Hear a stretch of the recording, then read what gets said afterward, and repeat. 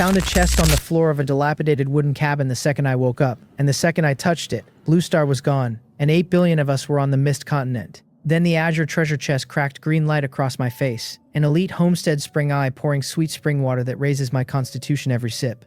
By the time a tiger cub named Big Orange grew into an elite sabertooth at my side, the office grinder had a kingdom. Before we go any further, like the video and subscribe. The channel runs on you.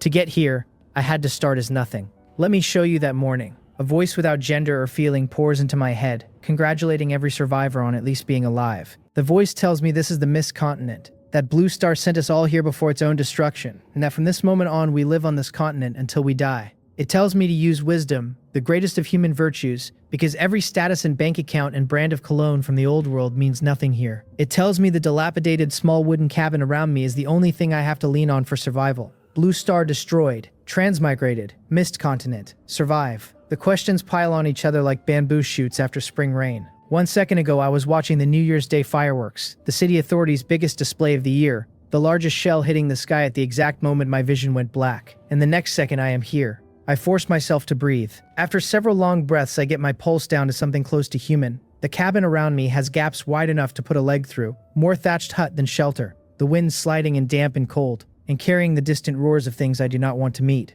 I pull my trench coat tighter and tell myself it does anything, knowing it does not. The voice cuts back in before I can think any further. It calls us humans meant to be destroyed with our home planet and tells us to face our situation. It lays out the rules one at a time. First, the cabin is everything. The foundation that lets us avoid extreme weather, savage beasts, and the unknown horrors hidden in the mist, so gather materials and upgrade the shelter. Second, night is when the native creatures hunt, and night is most of the day on the Mist Continent, so guard the few hours of daylight. Third, the climate of this continent will kill humans on its own, so harsh weather is a problem every survivor must face directly. Fourth, the communicator at my side is the only way to talk to other survivors, trade with them, and learn about the world. Last, Blue Star spent the last of itself to leave each of us a gift, so cherish it.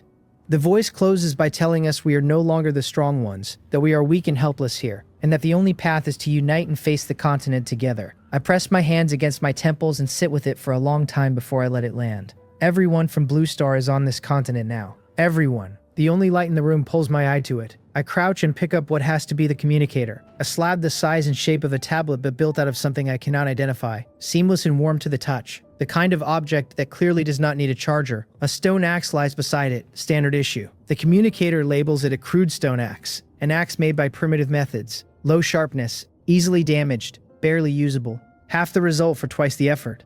I leave the axe and tap the communicator awake. A weather page is the first thing I see. Today is clear. 8 to 15 degrees Celsius, sunrise at 10 in the morning, daylight only 7 hours, with the system noting that this is the warmth before a cold current, and that I should hoard survival supplies fast. Even knowing the days are short, seeing it laid out cold makes me feel it for the first time. The time in the corner reads 9:05 in the morning, just under an hour until light, so I dig into the rest of the system. The human chat channel grabs me. World, regional, friends, private. The world chat counter sits at just over 8 billion, which matches old Earth's population exactly, and the regional chat counter shows 4.8 billion, which is exactly the number for Asia. So Blue Star routed us by continent. The regional chat also lists distances between survivors, and the shortest one I can see is over 50 kilometers. The math of it is brutal. No cars, no planes, no daylight to speak of, and a 50-kilometer minimum just to find your nearest neighbor on a continent buried in fog. Meeting another human is going to be its own quest. The world chat is already a wall of panic by the time I open it. Strangers howling for a prankster to confess. Someone named Songche begging President Wang for forgiveness. A man asking whether this is an alien invasion or a film set. Another telling him to stop howling and accept it. A third saying something is scratching at his door right now, and what does he do? After a minute, the tone shifts from denial to relatives, because chat names default to real names with no edit option, and half the channel turns into people searching for their parents and siblings by name. I know my message will drown in the flood the second it hits, but I send it anyway, asking my parents to private message me the moment they see it. The window cools down for a minute afterward, and tells me I have 5 daily messages left, so there is a budget. I make a note to save 1 or 2 for emergencies. What the channel tells me, mostly by watching it, is that everyone's clock matches mine, no time zones, and that the entire population of Blue Star is here. With Blue Star gone, there is no going back, only the communicator's tiny familiar glow in a foreign night. I scroll. People propose forming settlements and other people roast them for it, because the minimum distance between survivors makes a settlement physically impossible. A guy complains about transmigrating at the start of the Lunar New Year just as he reached his hometown, never even seeing his family. Another one brags he was getting a massage at a club and had already taken his pill, so at least he is warm. Someone tells him being fired up will help him resist the cold. Someone else reports it is already 0 where they are and asks how cold the cold front is going to be. The continent is huge enough to have different climates in different regions. That much is clear. I watch a long time. I see famous people in there. Politicians, movie stars, business tycoons. All of them got the same Azure treasure chest invitation everyone else did. The chat is finding its rhythm. Survival show veterans start sharing wilderness tips, though no one knows yet whether Blue Star tricks apply on the Mist Continent. I read every word anyway. I am an e-commerce operator with 60-hour work weeks burned into my bones, a qualified corporate slave, and my hands-on survival skill is 0 outside of armchair shows. I need every piece of theory I can get. I look for a chair. The light from the communicator sweeps the room. Empty. Nothing. My foot kicks something solid as I move. I drop into a crouch and the sight of it shocks the panic right out of me. I love Blue Star. The Azure treasure chest, special grade, a gift built from Blue Star's own foundation. The last care the home planet gave humanity. The note says any item can come out. Quality randomized across 3 grades, common, elite, and excellent. About the size of a nightstand, pure blue, exactly where I would have stepped on it 5 times without noticing. I mutter a Buddha's blessing and snap it open. Green light blooms across my face. Hope. My gaming reflexes light up because a colored drop is at minimum not common grade. The light orb in the chest reads as a Homestead Spring Eye at elite grade, a miniature spring that flows 300 milliliters a day of sweet spring water, with a slight constitution improving effect, sealed inside the orb for an hour or until I crush it open. Water beats food in a survival ranking because a person dies of thirst in 3 days, but starves only in 5 or 6, so I crush the orb on the spot. The spring eye materializes onto the dirt floor, a circular stone the size of a watermelon shaped like a millstone with a groove around the rim and a small hole in the center. The groove is already brimming with about 300 milliliters of clear water that overflows as I watch. I lean in and take a long sip. Sweet, a faint clean fragrance, and something else. Something I never knew water could be. After a few mouthfuls, my whole body feels slightly lighter, as if it had been carrying something I never noticed. The world chat is on its second wave now, this one about chest contents. Someone got a family-sized bottle of cola and complains. Another guy says he got a single raw potato,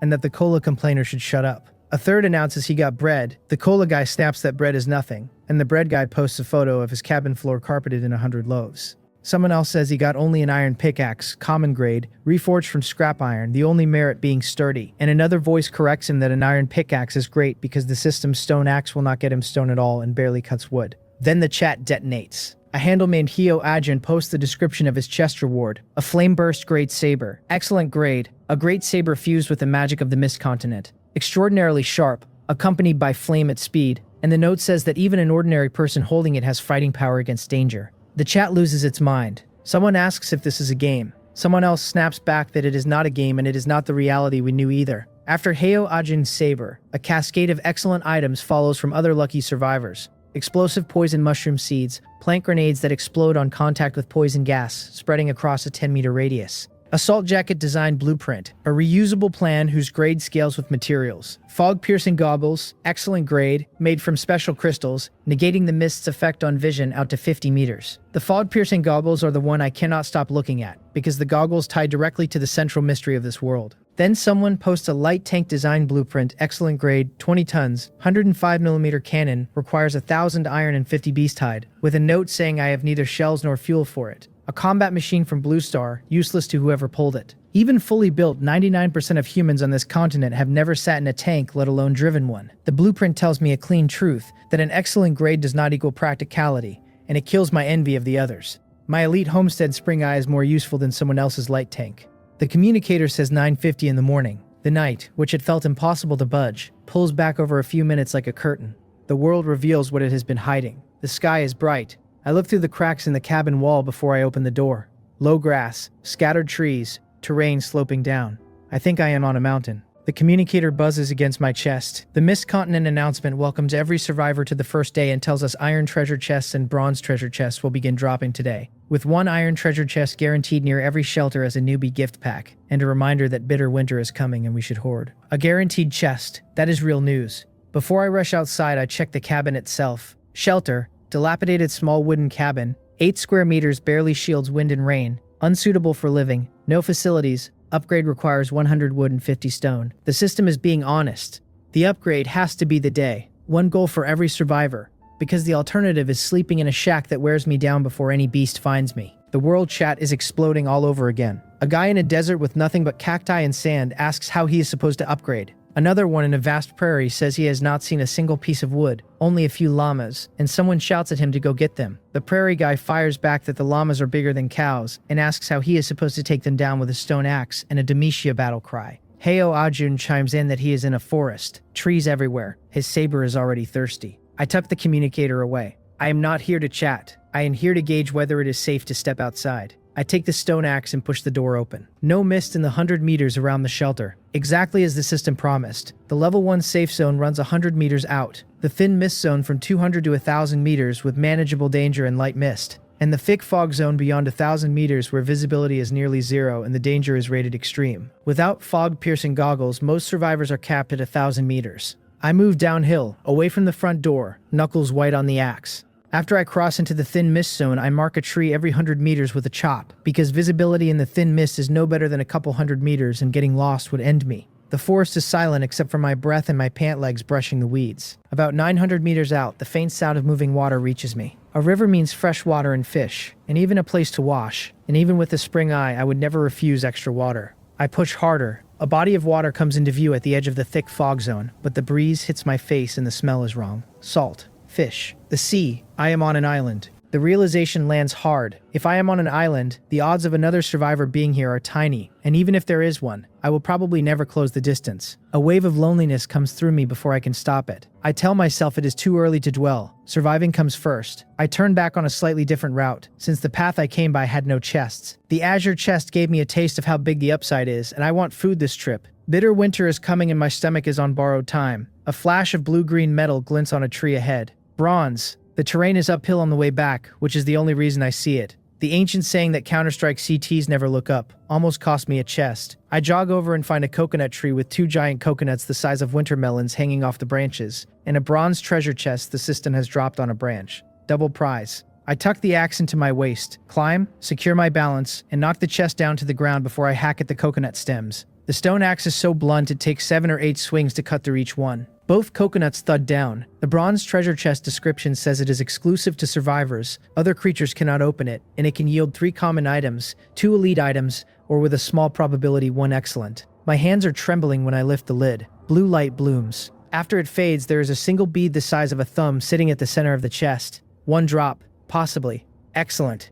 The bead is a water purification bead at excellent grade. A precious bead with purification power that turns any water source into drinking grade quality at 100 milliliters per minute, with a note that the purified water's original characteristics are enhanced. I shout out loud. Just as I was lamenting that seawater was useless to me, I get a natural water purifier, and the enhancement clause means the spring ice water gets even better when I run it through the bead. I dump the bronze chest's last sparkles, jog down to the sea, scoop half a chest of seawater, drop the purification bead inside, and start the timer. The system labels the seawater common grade, salty, undrinkable. Half a chest is around 2,500 milliliters, 25 minutes to purify. I head back to the shelter and leave the 2 coconuts at the foot of the tree for the second trip. By the time I am back in the cabin, the chest reads as purified seawater at elite grade, seawater purified by a mysterious power. The salt stripped while minerals and trace elements remain, and the description notes a slight antibacterial and anti-inflammatory effect. Common seawater into elite drinking water. On a continent where the second most lethal thing after bitter winter is infection from a scratch, this is God tier. I cup a sip and rub the rest on the back of my hand where I scrape the skin, climbing the tree. Then I set the bead inside the spring eyes groove to upgrade the spring water itself. Curious how elite water reacts to the bead when seawater jumped a whole grade. I cannot stop and watch. The trip back to the sea is about half an hour round trip. The coconuts are heavy enough that I have to carry them one at a time, and the daylight clock is shrinking. While I am at it, I scout for other coconut trees and find exactly 1 more. 3 coconuts on the branches, but it is going to be tomorrow's problem. I am down to under 3 hours of light. I crack open a coconut and find a surprisingly small amount of meat, 2 normal meals worth, but the inside is brimming with coconut water. I wolf the meat down and head back out with the axe to chop. Half an hour of pounding away on a tree thick as my thigh gives me 16 units of wood and a wet shirt. I drop onto the cut trunk to breathe. 16 wood for 30 minutes of work, my back already screaming, and the math says I will get maybe 30 wood an hour if I keep this pace, which means 3 hours minimum for 100 wood, which is theoretical before I subtract rest, and the haul back to the shelter. Most survivors will spend 4 of their 7 daylight hours just on water and food scouting, leaving only 3 for wood, which is barely enough for anything. I get back up and start on another tree. 20 minutes later, I have 14 more wood. The numbers are awful. I make a note to try trading water for better tools tonight on the exchange. Then I stop chopping because something I missed clicks into place. The announcement said 1 iron treasure chest is guaranteed near every shelter as the newbie gift pack. The bronze chest I found on the coconut tree was not the newbie chest, which means there is still an iron treasure chest somewhere within range of my cabin. I spit at the felled tree and tell it chopping is for chumps and that I am going chest hunting instead. Then I drag the 2 cut trees back to the shelter anyway, because 60-hour work weeks have wired me to finish tasks, even when I want to quit. I am wheezing by the time the wood is stacked. The corporate grind life has ruined me and I am going to need to exercise. Under an hour to dark, I gulp coconut water and head out fast. The front of the cabin is explored. The left is the chop site, so this time I go right, loop around the back, and come home. I am looking for a chest and any other resource, ideally stone for the upgrade. Or food. The forest gives me neither. Just trees and tall thatch. The thin mist zone gets damp on me. My face slick with condensed moisture, my clothes sticking. Then I spot something off. A fallen tree waist thick snapped at a height of about 2 meters. The trunk's break still fresh. No more than 2 days old. I scan for danger and creep up. The fall surface has heavy shattering, not a clean cut. I look at the cracks closer and my pupils contract. A palm print. Human-shaped. Pressed into the broken wood. The print's size and position put the owner at 3 meters tall minimum. Something that can knock down a tree with one slap has been within range of my shelter inside the last 2 days. A creature. A savage. I cannot rule anything out. My heart goes hard against my ribs and rationality flees for a second. I breathe through it. The other side of this is that I now know it exists, which means I get to plan instead of die surprised. The fact that I found tracks at all is the small mercy.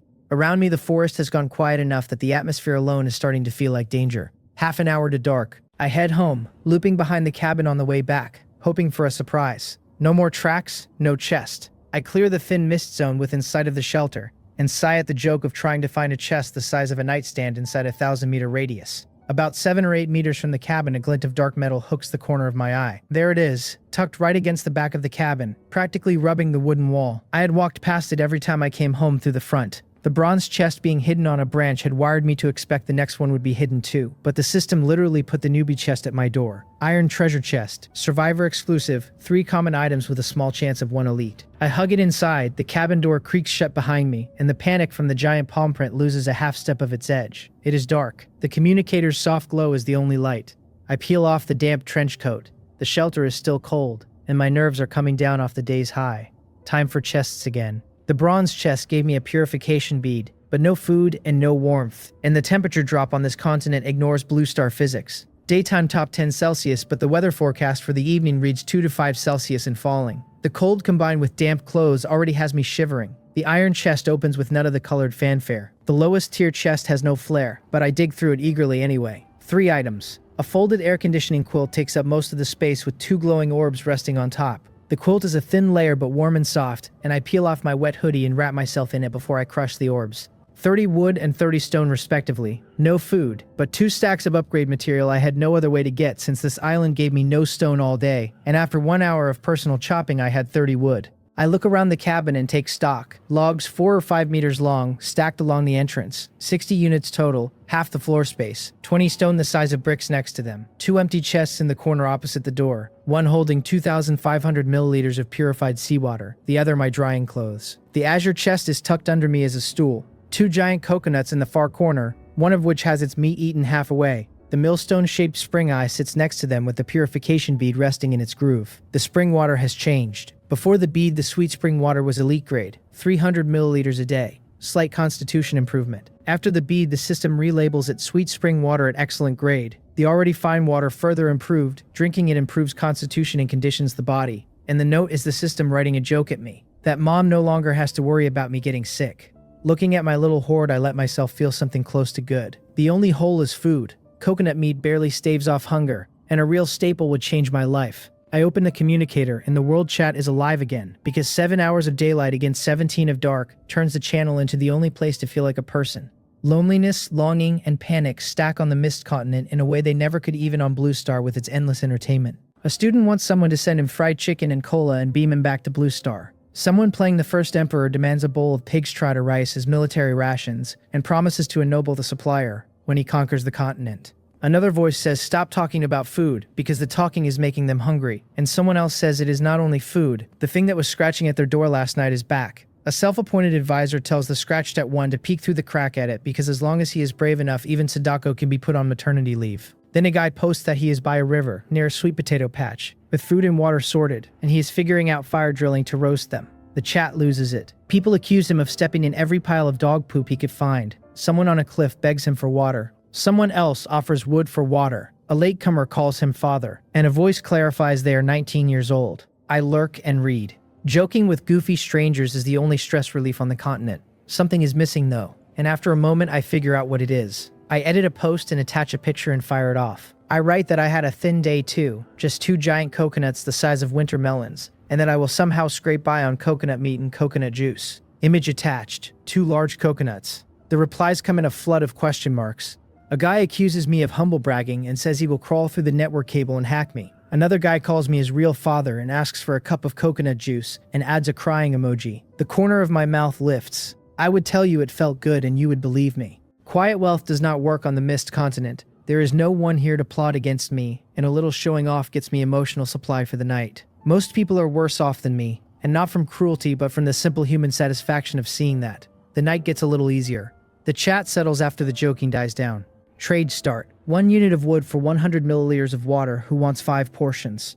2 wood for 100 milliliters. 3 wood. A voice cuts in to ask the bidders to stop driving the price up because plenty of survivors spawn by rivers and the water supply is going to be effectively endless. The market is chaos. People panicked all day are afraid they will not get water by night, and resellers are stoking the price on purpose. Someone announces bad news, that the exchange caps every survivor at 3 trades a day, buying or selling. I jump to the exchange and confirm it. The limit is brutal. People in good locations who wanted to coast on their natural resource pile run straight into the wall, because even owning an entire river will not exempt them from chopping their own wood. The cap also births a new profession in the chat, scalpers, who burn their own trade slots reselling water into smaller volumes. Most people lack containers, but everyone has 2 empty chests, and an empty chest holds about 5 liters of water. The chat fills up with shouts of 1 treasure chest of water for 200 wood. Some buyers complain no one has 200 wood right now, and others fire back that with over 8 billion survivors there are always lucky ones with a stockpile. After the initial bulk sales, the secondary scalpers list 150 wood for half a chest, then tertiary scalpers, until an hour later the water craze cools off and the channel starts cycling real items. I scroll. I have enough water and I am not desperate for food yet. What I want is sustainable development gear, a better axe, a self-defense weapon, traps. Sweet potato brothers, sweet potatoes are actually interesting. Not for eating, but for planting, because sweet potatoes survive in low-quality soil and yield well. Long-term cultivation has to wait until I am alive in a week, though. The first priority remains the shelter upgrade. Wood has become the de facto currency. Everyone has a ragged stone axe and at least some wood, so wood acts as a baseline coin. I am about to list some of my purified seawater for trade when the communicator buzzes with a message. The Mist Continent announcement opens with congratulations on surviving the first day, calling it a good start, then reminds me the extreme cold front is still advancing, and to gather resources for the crisis. It says every survivor has received an iron treasure chest, and many lucky people have even gotten a second iron chest or a bronze chest. The number who pulled an extra iron chest today is 56,824,825. The number who pulled a bronze chest is 1,981,280. For everyone who did not, the system issues a task. Anyone who upgrades the shelter before midnight gets a practical tool gift pack. The chat detonates. People who thought everyone got exactly 1 chest find out they missed something and rage. A guy laments cutting wood all day instead of pacing the perimeter. Someone notes that even at 56 million extra chests, that is under 1% of the total population, so the unlucky are still the overwhelming majority. A self-named African voice tells the lucky to spare them the personal attacks because they are living just fine. Another voice almost forgets the world chat has foreigners in it. The 2 bronze chest jokesters chime in playing humble, claiming a bronze is nothing special. I rein it in. Nearly 2 million bronze chests means I am not a chosen one. I need to compound my early lead, not coast on it. A new wave hits. The chat starts asking the lucky to post their drops so everyone else can ogle. After a short silence, the descriptions land, and even I am stunned. The Tiangang Big Dipper Formation Core, excellent grade, an ancient passed-down formation that integrates offense and defense, generates a 20-meter radius formation when the core is placed, reduces the effects of cold currents, gales, dust storms, and earthquakes inside the area, deals minor damage to invading creatures, and provides solid defense to anyone inside. The note from the system reads, "Your territory, your rules." The owner of the core posts in chat, a handle named Huang Jidown. He greets the channel and says he owns both the formation core and the excellent grade fog-piercing goggles from last night. He is not bragging, he says. He wants to start a survivors association. Humans should help each other on the continent, he writes. Members can swap information and resources. And right now he is only recruiting high-quality allies, meaning survivors with rare resources or valuable information. No freeloaders. So Huang Jae-dung is leveraging the moment. 2 excellent grade items and 1 charismatic pitch, and he begins building a power base. If I had not found that palm print, I would not have given a second thought to defensive items or weapons. Without preparation, if I really meet the owner of that palm print, even a 1 in 10 survival is fantasy. With the purification spring water, I could buy my way into Huang Jae-dung's association. But I would rather watch first. There are going to be other associations. More items hit the chat as I think about it. Shelter expansion scroll, excellent grade. Expands the shelter's area by 10%. Expansion scales with shelter level. 1 time use per shelter. Space bracelet, excellent grade. A bracelet with a 20 cubic meter pocket space hidden inside it. The note saying I will never struggle to carry resources again. Healing potion, blueprint, elite grade. A recipe for producing healing potions. Materials hidden by the owner. Effective on internal injuries, external wounds, and common illnesses. All 3 are great, but the space bracelet is the one that turns a person into a 10-wheeler truck. The excellent grade items roll past one by one, drawing admiring noise from the channel and quietly stabilizing morale. The Mist Continent is dangerous, but powerful items exist, and that is enough for hope. After Huang Jae-dung, more leaders start forming factions, including some former officials from Blue Star. I sit with it and decide not to join. A group that cannot meet face-to-face cannot be solid. Even when my boss sat 10 feet from me at work, people slacked off. A group's power can be used, but it cannot be relied on. The only thing that survives long-term in this world is being strong enough yourself, and holding enough resources yourself. I can stay on good terms and cooperate with whatever factions form. I just cannot join, because the second I join, I will start treating the group as my safety net and forget to be my own. The bitter winter is coming, and it is going to take a fatal swing at humanity. The system handing out so many free excellent items does not warm me, it scares me. The system is being generous because it expects most of us to die. I lay out my next move. I had wanted to sharpen my axe first, meaning trade for better logging tools or self-defense items. But the system's task overrides that, because the practical tool gift pack is too good to pass on. I am 40 wood and 20 stone short. Without pickaxes in circulation, the price of stone is several times wood. I plan to trade 50 milliliters of purified spring water for 20 stone and 2 batches of 50 milliliters of purified seawater for 20 wood each. Spring water improves constitution and conditions the body and is excellent grade, so it is valued high. Purified seawater is anti-inflammatory and antibacterial and just as broadly useful. Ideally, I trade 40 wood at once and save a slot, but I cannot count on it. The system's task has jacked the price of wood and stone, and almost nobody is buying speculatively now, only out of immediate need. I decide to post the spring water first and gauge reaction. I pour the leftover juice from the cracked coconut into an empty box for later, then use the stone axe to break the coconut shell into 3 pieces I can use as water cups for sale. I list a post in the world chat, selling 50 milliliters of purified sweet spring water, pure and natural and pollution-free. Drinking it conditions the body and enhances physical constitution. Want to wear your underwear on the outside like Superman? Message me with your bid. Priority given to stone. Info attached. In private messages, the daily greeting limit is 1 per recipient, but the recipient cap is open, so a person with the energy could message 10,000 strangers. Within 3 seconds, my inbox detonates. 5 stones for 1 portion. Deal. I tell myself inwardly I would trade them my foot. 10 stones is my entire net worth, please sell to me. I do not have stones. Want to trade my original scent stockings, no photo attached. No sincerity. 15 stones. Price negotiable. A polite question about how the spring water is obtained. Then one handle catches my eye.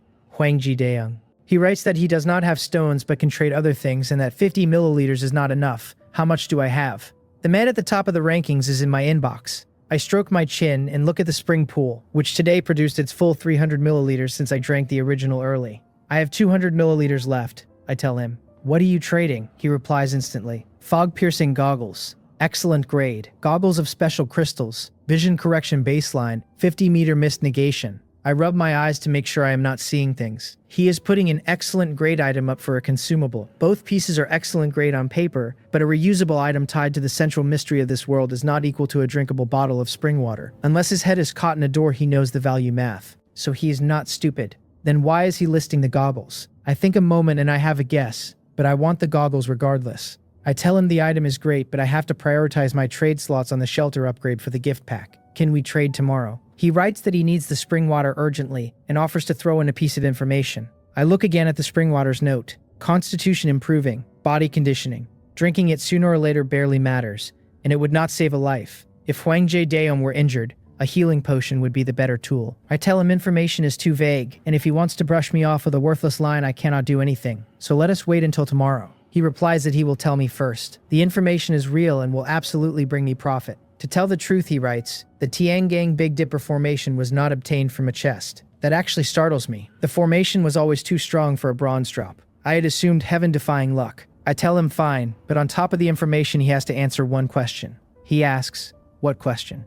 I tell him the information first. He agrees and writes that besides the newbie iron chest, every survivor has another reward, but the second reward can only be obtained inside the thick fog zone. Once a survivor enters the thick fog zone, the reward will come to him on its own. He writes that since visibility in the thick fog zone is almost zero, a survivor must have an item to deal with the mist, otherwise he is one step from the exit and still gets lost inside. So fog-piercing goggles are important to every survivor, and I am coming out ahead in the trade. I ask him why. If the goggles are so important, he is not keeping them for himself. He asks if that is my question, and I tell him it is not. Then he tells me he cannot answer it, and that he has shown enough sincerity. The old fox keeps his mouth shut. The moment he posted the goggles for trade, I had a guess. Something happened in the thick fog. Not an item, danger, he cannot or will not enter the thick fog zone again, which is why the goggles are no longer useful to him, at least short term. That is the only reason a man like him would trade goggles like those for spring water. The thick fog zone reward itself is probably true though. Wealth is found in danger, and even with unknown risks it is worth a shot. I tell him I will trade, but he still owes me one question. He says go ahead. I ask why he is in such a hurry for the spring water. The question is the one I actually care about, because his urgency hints at a hidden use of the spring water I do not know. And if I learn it, the spring water's functionality jumps a level. He goes quiet long enough that I think he logged off. Then a long message arrives. He writes that he can tell I want the fog-piercing goggles, but I am bound by the trade limit and need the shelter upgrade first. He throws in another piece of information. A level 2 shelter unlocks 2 friend slots, and a friend can do 1 extra trade per day. Upgrade my shelter first, he says. Then we friend each other and trade the spring water for the goggles. He can only wait half an hour since I am not the only one with items of similar function. As for the question I asked, he will answer it after the trade is successful. I think a moment and agree, not because the timing is convenient, but because the analysis points to the goggles being limited in function. For reasons I do not know, he is right that I want them. I have to move on the materials. I jump back to the world chat and this time bundle the sweet spring water, purified seawater, and giant coconuts together. Selling 2 practical water items and giant coconuts. 1 coconut covers food for a day and water for 2. Only trading for wood and stone. Message me with your offer. First come, first served. The replies are more serious this time. Surprisingly, the spring water and seawater are less popular than the coconuts, with most buyers offering 20 to 30 wood per coconut. It tracks, because day 1 is about food and water, and healing is a tomorrow problem. While I am about to pick a few high bidders, a private message from a tycoon drops. The handle is Wang Ixin. He wants all 3 items in 1 trade. 200 wood, deal or no deal. I write back. To bring out 200 wood, the man must have already upgraded to a level 2 shelter. He confirms it casually. A mere level 2 is nothing to speak of. There is no item cap or quantity cap per trade. Just 3 trades a day, so larger trades are better for both parties. I just did not expect a single block of 200 wood. I tell him I cannot look down on anyone. Everyone has their own opportunities, and ask if he has stone. He says yes. I propose 100 wood plus 30 stone. Deal. I list the trade. The upgrade materials are settled with surplus, and if I had known Wang Ixin would come along, I would have already traded for the fog-piercing goggles. I ask Wang Ixin where his stockpile came from and propose adding his friends to maintain a long-term arrangement. He says of course they can be produced long-term, and asks if I have many coconuts to trade daily. I tell him I do not, but I produce constitution-enhancing spring water and antibacterial purified seawater daily. Then ask whether he has enough materials to trade every day. He simply pastes me an item description. Nimble steel axe, excellent grade, crafted from high-quality steel, large but light, automatically assists when swung, the sharp blade for felling trees, and the blunt end for pounding. An excellent tool for chopping wood and breaking rocks. Also a decent occasional weapon. Wang Ixin writes that his spawn point is surrounded by trees and giant rocks. He fells a tree in 2 swings and smashes out 7 or 8 stones in 3 to 5 hits, so long-term trade is no issue. I am out of words. While I am still scraping for materials to upgrade my shack, this man has achieved wood freedom. I tell him he is my brother, and ask him to wait while I upgrade and accept his friend request. He says no problem. I bundle the coconut and 50 milliliters each of purified seawater and spring water, and list the sale. A soft ball of light arrives. 100 wood and 30 stone fill the cabin. Shelter, dilapidated wooden house. 8 square meters, crumbling, barely shelters wind and rain. Upgrade requires 100 wood and 50 stone. Current materials, 160 wood and 60 stone. Upgrade now. Yes. As my voice falls, soft white light bleeds out of every crack in the cabin, filling the dark around me like moonlight melting. The drafty holes warm to amber. About 3 seconds later, a brand new wooden house stands in place. Walls of warm light brown plank with seamless joints, the dirt floor turned into stone, tile finished like ceramic. Level 2 shelter. Small wooden house, 14 square meters, a common grade build, suitable as a temporary resting spot. Ordinary materials make it vulnerable in harsh weather, unsuitable for long-term habitation. No facilities yet. Available facilities to build are kitchen at 50 wood and 20 stone, expanding 6 square meters, equipped with a simple stove and iron pot. Restroom at 30 wood and 10 stone, expanding 4 square meters, equipped with a fireplace. A level 2 shelter can build 2 of these, and only after the conditions are met can it upgrade to level 3, which requires 200 wood, 200 stone, and 100 iron. Current materials are 60 wood and 10 stone. Not bad. Real windows now, wooden plank, sliding horizontally instead of glass, but I love them. A square table inside with 2 stools. No bed because the description says no long-term habitation. There is a wooden lounge chair though, and my backside beaten on the azure chest all day finally gets a break. I lay down with the air conditioning quilt around me and prop my feet on the stool. It is suddenly like the rural courtyard of my childhood, lying on a chair under stars after a day's labor. The communicator buzzes. The system congratulates me on upgrading on the first day and says it indicates a glimmer of qualification for long-term survival on the Mist Continent. A practical tool gift pack has been issued. Level 2 brings new functions. The fog-free area expands from 100 meters to 150 meters in radius. The thin mist zone expands from 1,000 meters to 2,000 meters. 2 friend slots are unlocked. Friends can do 1 extra trade per day, and item gifting between friends has no upper limit. The system adds a friendly reminder that it is difficult to survive alone, that unity is strength, but to not underestimate human nature, so choose friends carefully. Reality finds me again. Only those who upgrade their shelters on the first day have a slight chance of survival.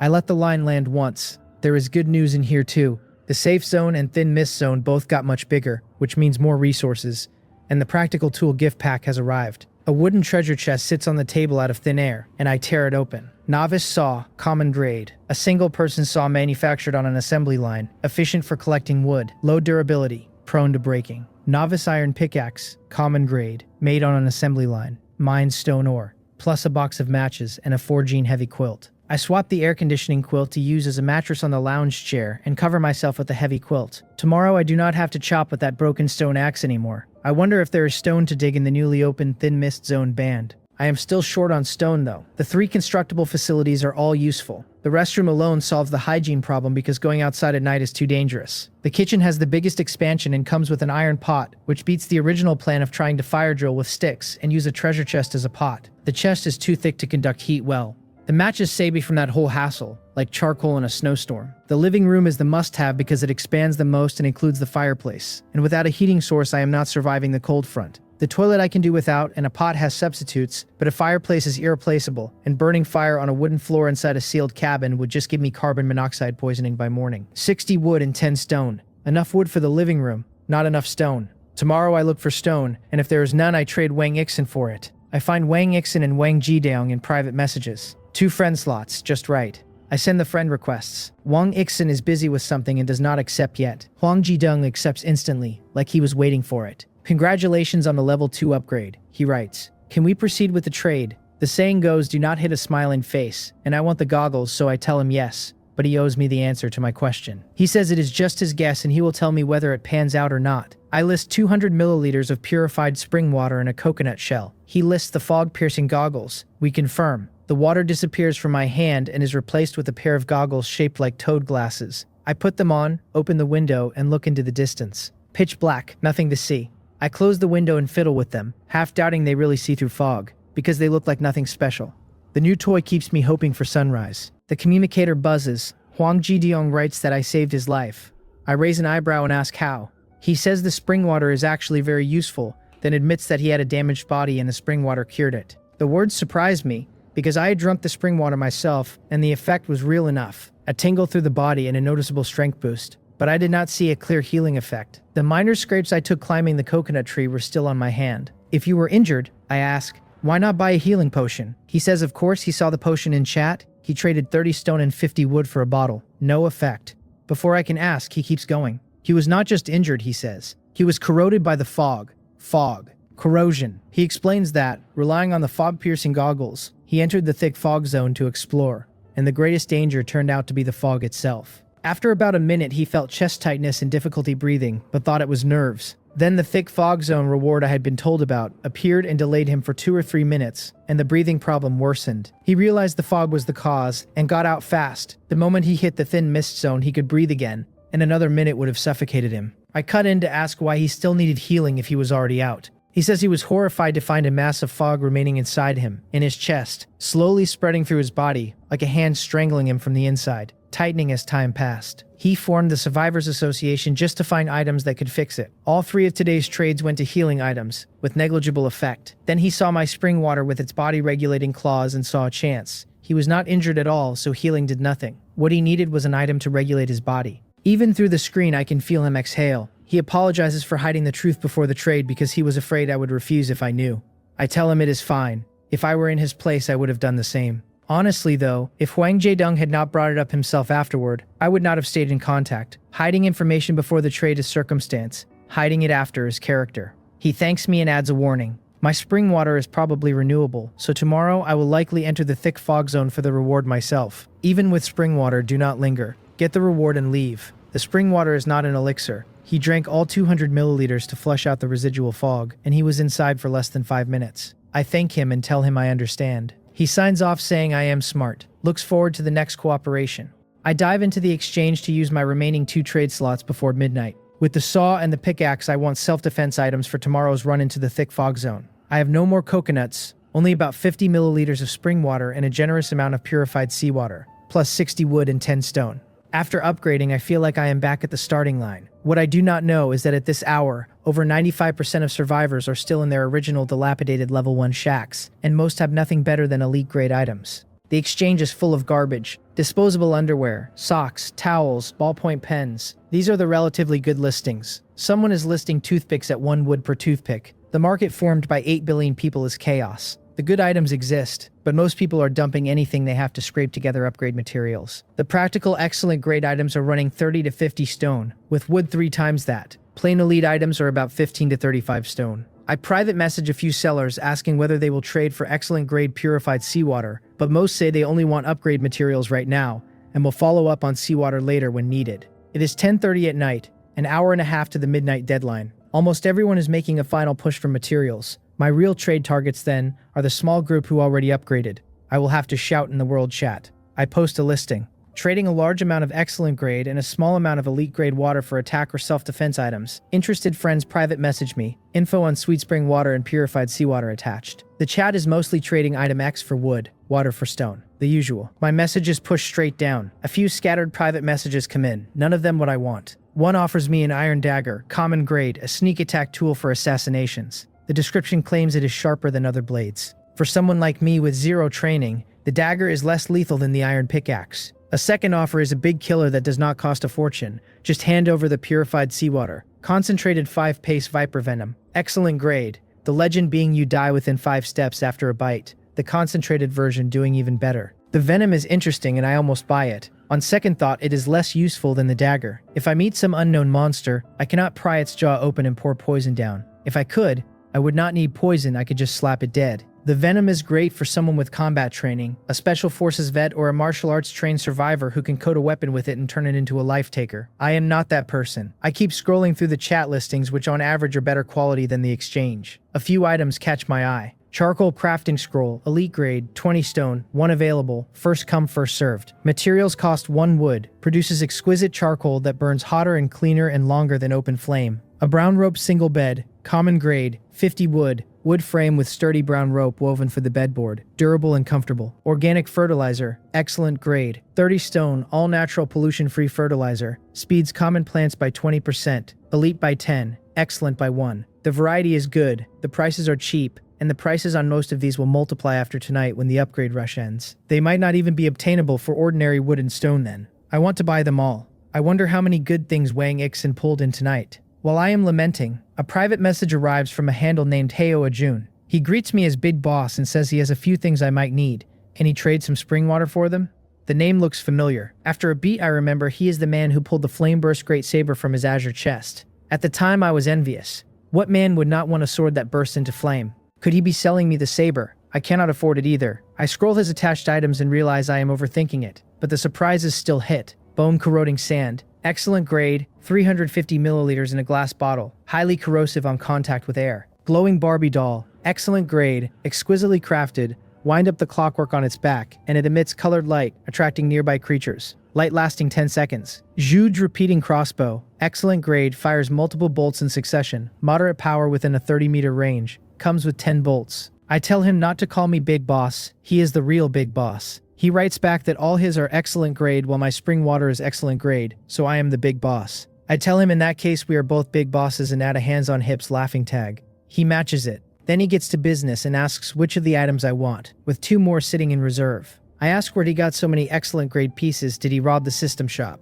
He says no. He killed things for them. The line catches me. The Mist Continent has nothing to do with games dropping equipment, so what shocks me is his strength. I have not encountered another creature yet, but I believe effort matches reward, and a creature that drops an excellent grade item is no pushover. Even with the Flame Burst Great Saber, an ordinary person could not pull this off. He did not drop one item. He dropped several, meaning he killed at least 2 of those things or more. I ask him what he did back on Blue Star. He tells me he was an assassin on the dark web, one of the top ranked, and tags the line with a grinning laugh. My jaw lands on the floor. Hard to believe on the surface, but combined with his combat results, I have to believe it. I used to think dark web assassins were novel filler that did not exist in real life. Then again, maybe all assassins are unreliable like Heio Ajun. Or maybe contrast is in fashion. He keeps going. He says I have no idea that when he was an assassin he thought every day about hiding his identity, that he had 20 or 30 ID cards and passports from various countries. Now he can finally yell it out in public and laugh. Okay, this guy has been stifled for too long. I tell him brother killer, his items are all decent. Let me think about it. He says no problem, waiting on my reply. Heio Ajun's items are all decent. The bone-corroding sand has a low usage threshold and no skill ceiling. Hit and break it and the damage lands, which suits someone like me with 0 martial training. The huge repeating crossbow follows the same logic. No close quarters risk, just output from range. Although a crossbow will have some operational learning curve. The bone-corroding sand is the more forgiving piece because dust from a near miss still does damage. The glowing Barbie doll, just looking at the name, sounds unreliable.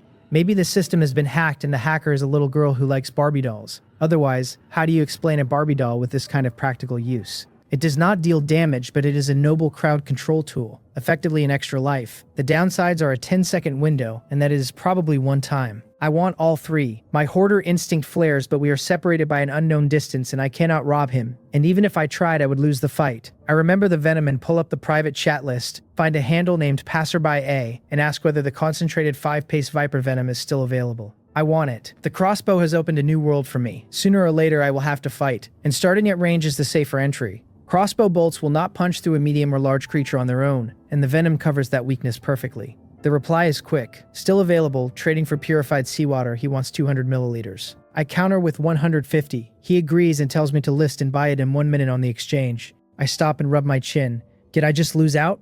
No, I have to haggle harder. I tell him to wait a moment before listing. He asks what is wrong, says a gentleman's word is his bond. I tell him I am not going back on it, but I only have 1 container, and after the trade I will have nothing left. So he has to give me a container or I lose out. I credit myself inwardly because if he has no container I can drop the price. He shrugs me off, says he will throw in 2 containers, lists everything together. I buy the venom with tears in my eyes. White light, a bottle the size of an eyedropper appears. Concentrated 5-pace Viper venom, elite grade, legendary toxin that supposedly kills in 5 steps after a bite. The concentrated version doing even better. Plus 2 wooden strips hollowed out roughly with a pickaxe, which work fine as temporary trading containers.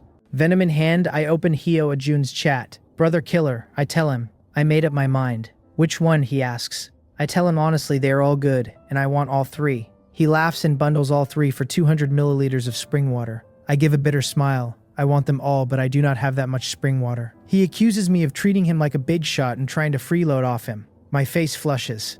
Freeloading is impossible, I tell him. Here is a counter. Today 50 milliliters of spring water plus 100 milliliters of purified seawater for the Barbie doll. Keep the other 2 for me. Tomorrow another 100 of each for the remaining 2. He hesitates and says let him think. I press while the iron is hot. I tell him even if he is brave and invincible, there will always be a time he gets hurt. Spring water is good, but 50 milliliters a day is enough for long-term constitution. Purified seawater is different because the anti-inflammatory and antibacterial effects are immediate. Keeping some for emergencies is completely viable. Besides, I tell him, if we build a good relationship and trade long-term, why would he ever run short on spring water? He concedes. although he is brave and invincible. All right, my way, so you only heard the flattery. I resist the urge to roast him and quickly trade for the Barbie doll. He tries to send a friend request, but my slots are full. I will have to wait for level 3 to see if there are new slots. Wang Ixin's friend request lands at the same time. I gift the remaining seawater plus the water container to Wang Ixin for 40 stone. Although the big financier is light on stone right now, and pays 30 with 10 more promised tomorrow. My current materials sit at 60 wood and 40 stone. Even the big financier has no spare grain, otherwise I would have expanded the living room tonight. That eats today's 3 world trades, and 2 friend trades. I exit the chat and rest the communicator on the table as a lamp. I curl up on the lounge chair under the quilt. One day on the Mist Continent and it has felt exceptionally long. The young man in the dim cabin lets out a small laugh. When you are lonely, you turn sentimental. Back on Blue Star, I worried about everything, my future, my mess of a life. Here on the Mist Continent, dangerous as it is, everyone only has themselves to live for. The thought clears my head. I have transmigrated. Can I be the protagonist for once? First thing in the morning, I am going for the thick fog zone reward. 90% of what Huang Jiediong said is probably true. He had no reason to lie after the trade. Cursing me in the world chat would not stick because there are countless people with similar names and the chat scrolls too fast for reputation to land. The Tiangang Big Dipper formation is overwhelmingly powerful, clearly beyond a bronze drop. He almost certainly pulled it from inside the thick fog zone, and many of the other excellent items appearing in chat that have effects so frighteningly strong are likely from the same place. Huang Jiediong is not the only one who went in. I have to gamble and keep pace with a small group at the very front of humanity. A level 2 shelter compared to a level 1 is heaven. The plank walls seal tight, no longer a sieve, and even with the temperature dropping, the cabin stays noticeably warmer. I tighten the quilt around myself and prepare to rest. There are over 10 hours until daylight, and no Douyin, no Genshin Impact, no Honor of Kings on the Mist Continent. The chat keeps rolling. People crying, complaining, trying to scrape the last materials for a level 2 before midnight. Daytime on the continent is dead silent, but the night carries the distant roars of native creatures. Everyone hides in their shelter and waits for dawn. Exactly 12 midnight, the communicator buzzes right on time. The shelter upgrade mission ends. Rewards distributed. A total of 77,601,052 people completed it, approximately 0.97% of the total population. Congratulations on completing the mission. Please keep up the good work. The world chat trade traffic dies and turns into wailing. A guy was only 10 wood short and asks how it is already time. Another had the trade finalized and was 1 minute short. A third was about to upgrade when the timer hit, 5 seconds away. A fourth chewed leaves all day to save resources, and still came up short asking where the rest got their materials. Someone explains that Sweet Potato Brothers sold water and sweet potatoes, that the lucky ones with chest pulls had stockpiles, that they were not actually at the same starting line. Someone curses bad luck. Someone asks what was in the practical tool gift pack, and another guy lists the saw, pickaxe, matches, and quilt. A voice says, doesn't that mean tonight's upgraders will gather even faster tomorrow? A bitter response confirms it. Someone vents about an hour of failed fire drilling for nothing. Someone is making a sex joke and getting roasted. The night thins out. Fewer people speak, most force themselves to relax and rest. The sky gradually brightens. The weather page tells me today is sunny, 2 to 9 degrees Celsius. Sunrise at 10 in the morning. Daylight 6 hours and 25 minutes. Climate trend extreme cold air approaching. Collect sufficient survival supplies and warm items. My whole body aches. I rub my shoulders and ask out loud what time it is, mumbling that I should not have overslept and need to hurry to work. Half an hour later, I shoot up off the lounge chair. I have transmigrated and I am still thinking about work. The cursed corporate grind life has truly conditioned me. The lounge chair is also too short and stiff, and a full night on it has left every joint locked. I get up, dress, stretch, do leg presses. Getting a real bed is important or my body is going to break. Just over 10 minutes to dawn. I run through prep for the thick fog zone. The Homestead Spring Eye has about 200 milliliters in the groove after 10 hours of accumulation, and because the purification bead was inside the whole time, the water is all excellent grade. Fog-piercing goggles and the glowing Barbie doll go with me, and the iron pickaxe goes too, so I am not unarmed. I put the trench coat on. It is still damp from yesterday, but I have no other clothes. I will have to wait for Wang Ixin's stone to come in, build the living room, get the fireplace running, and dry it then. The sky goes from ink to bright in 5 or 6 minutes flat. Just before I leave, an idea hits me. I tear a strip of cloth from my hoodie, soak it through in the spring eye, and tuck the wet strip into my pocket. At 10 on the dot, I open the wooden door. Cold wind hits me. Yesterday's high was over 10 degrees Celsius. Today it has dropped straight to 2 to 9, with a shorter day. A small unease lingers. The daily change on this continent is brutal. I tighten my coat and head left, since the palm prints were on the right yesterday. The thin mist zone has expanded 1,000 meters after the upgrade, and I plan to scout for other resources along the way. The fog-piercing goggles I expected to clear the thin mist zone do nothing, so the goggles only work in the thick fog zone. About 100 meters past yesterday's boundary, I find a patch of bamboo. Containers in any size if I saw the sections. I make a note to come back and head onward. The day is not as silent as yesterday. Insect chirps and bird calls cut through. Just shy of the thick fog zone, I hear rustling and turn. 2 or 3 rabbits are grazing. They feel me, lift their heads, and lock onto me. I crouch instantly and slide the pickaxe off my waist. Calling them rabbits is generous. Each one is the size of a mid-sized dog, and their 2 front teeth are sharp, carnivore style. The communicator labels them snow rabbits, common-grade weak herbivores with strong reproduction, active at night and dawn. We stare each other down for over a minute before they decide I am no threat and bound into the thick fog zone. I exhale and wipe cold sweat off my forehead. If those rabbits had fought me, I'm not sure I would have won. I underestimate my own strength here. If I were still the corporate grind office worker, I would have lost the fight. The sweet spring water has been quietly upgrading my body, and after one day my fitness is approaching that of a soldier. The thick fog zone is right ahead. According to Huang Jidiang, 100 meters in and the reward triggers on its own. No searching needed. I plan to make this quick. I step in. The goggles heat up the moment I cross the boundary, and everything in front of me snaps into focus.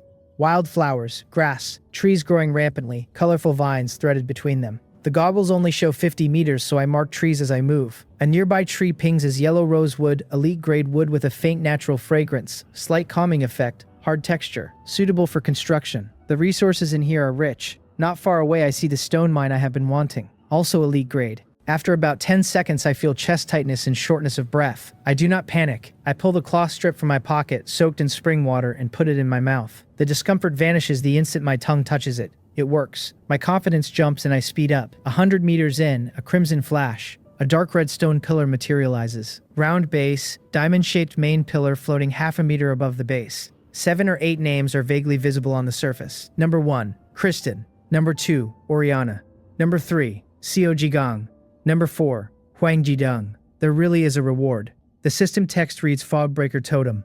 Unknown. It appears only at the 100-meter mark inside the thick fog zone, only during the first 7 days after a survivor logs into the mist continent. The totem records the first 100 survivors who dared to enter. It evaluates a survivor's current overall comprehensive ranking among all peers, including shelter construction, owned items, food, and resources. Reward tiers go S for the top 1%, A for the top 5, B for the top 10, C for the top 20, D for the top 50. Start evaluation, 60-minute countdown. The totem disappears when it ends. I hammer my own thigh. I did not expect an evaluation. I thought it would be a free chest. Too sudden. I turn and run. The coconut trees by the sea hold 3 giant coconuts I had not collected yet. If I can drag them back to the shelter and add them to my owned resources, the evaluation should leapfrog tens of millions. I open the communicator while running. Beep beep beep, big financier online, it is an emergency. Wang Xin replies. I ask if he has started knocking stones yet. I need 10 urgently. He laughs. The big financier asks if I am collecting debts first thing in the morning. I apologize, promise to treat him to coconut juice. He says he was cutting trees, but since I am in a hurry, he will go knock stones. Half an hour, okay? Yes, thank you. I sprint to the coconut tree, climb, chisel down the coconuts with the pickaxe. 15 minutes. No time to think. I grab 2 coconuts and run for the shelter, not even noticing my strength is improved. Another 15 minutes. 1 coconut left. It is going to be too late. Then I get an idea. Run back, scoop the last coconut, sprint to the Fogbreaker Totem. Holding it in my hand should count as owned resources. I am such a clever little guy. During this, Wang Xin's 10 stones arrive. I now have 60 wood and 50 stones, exactly enough to build the living room.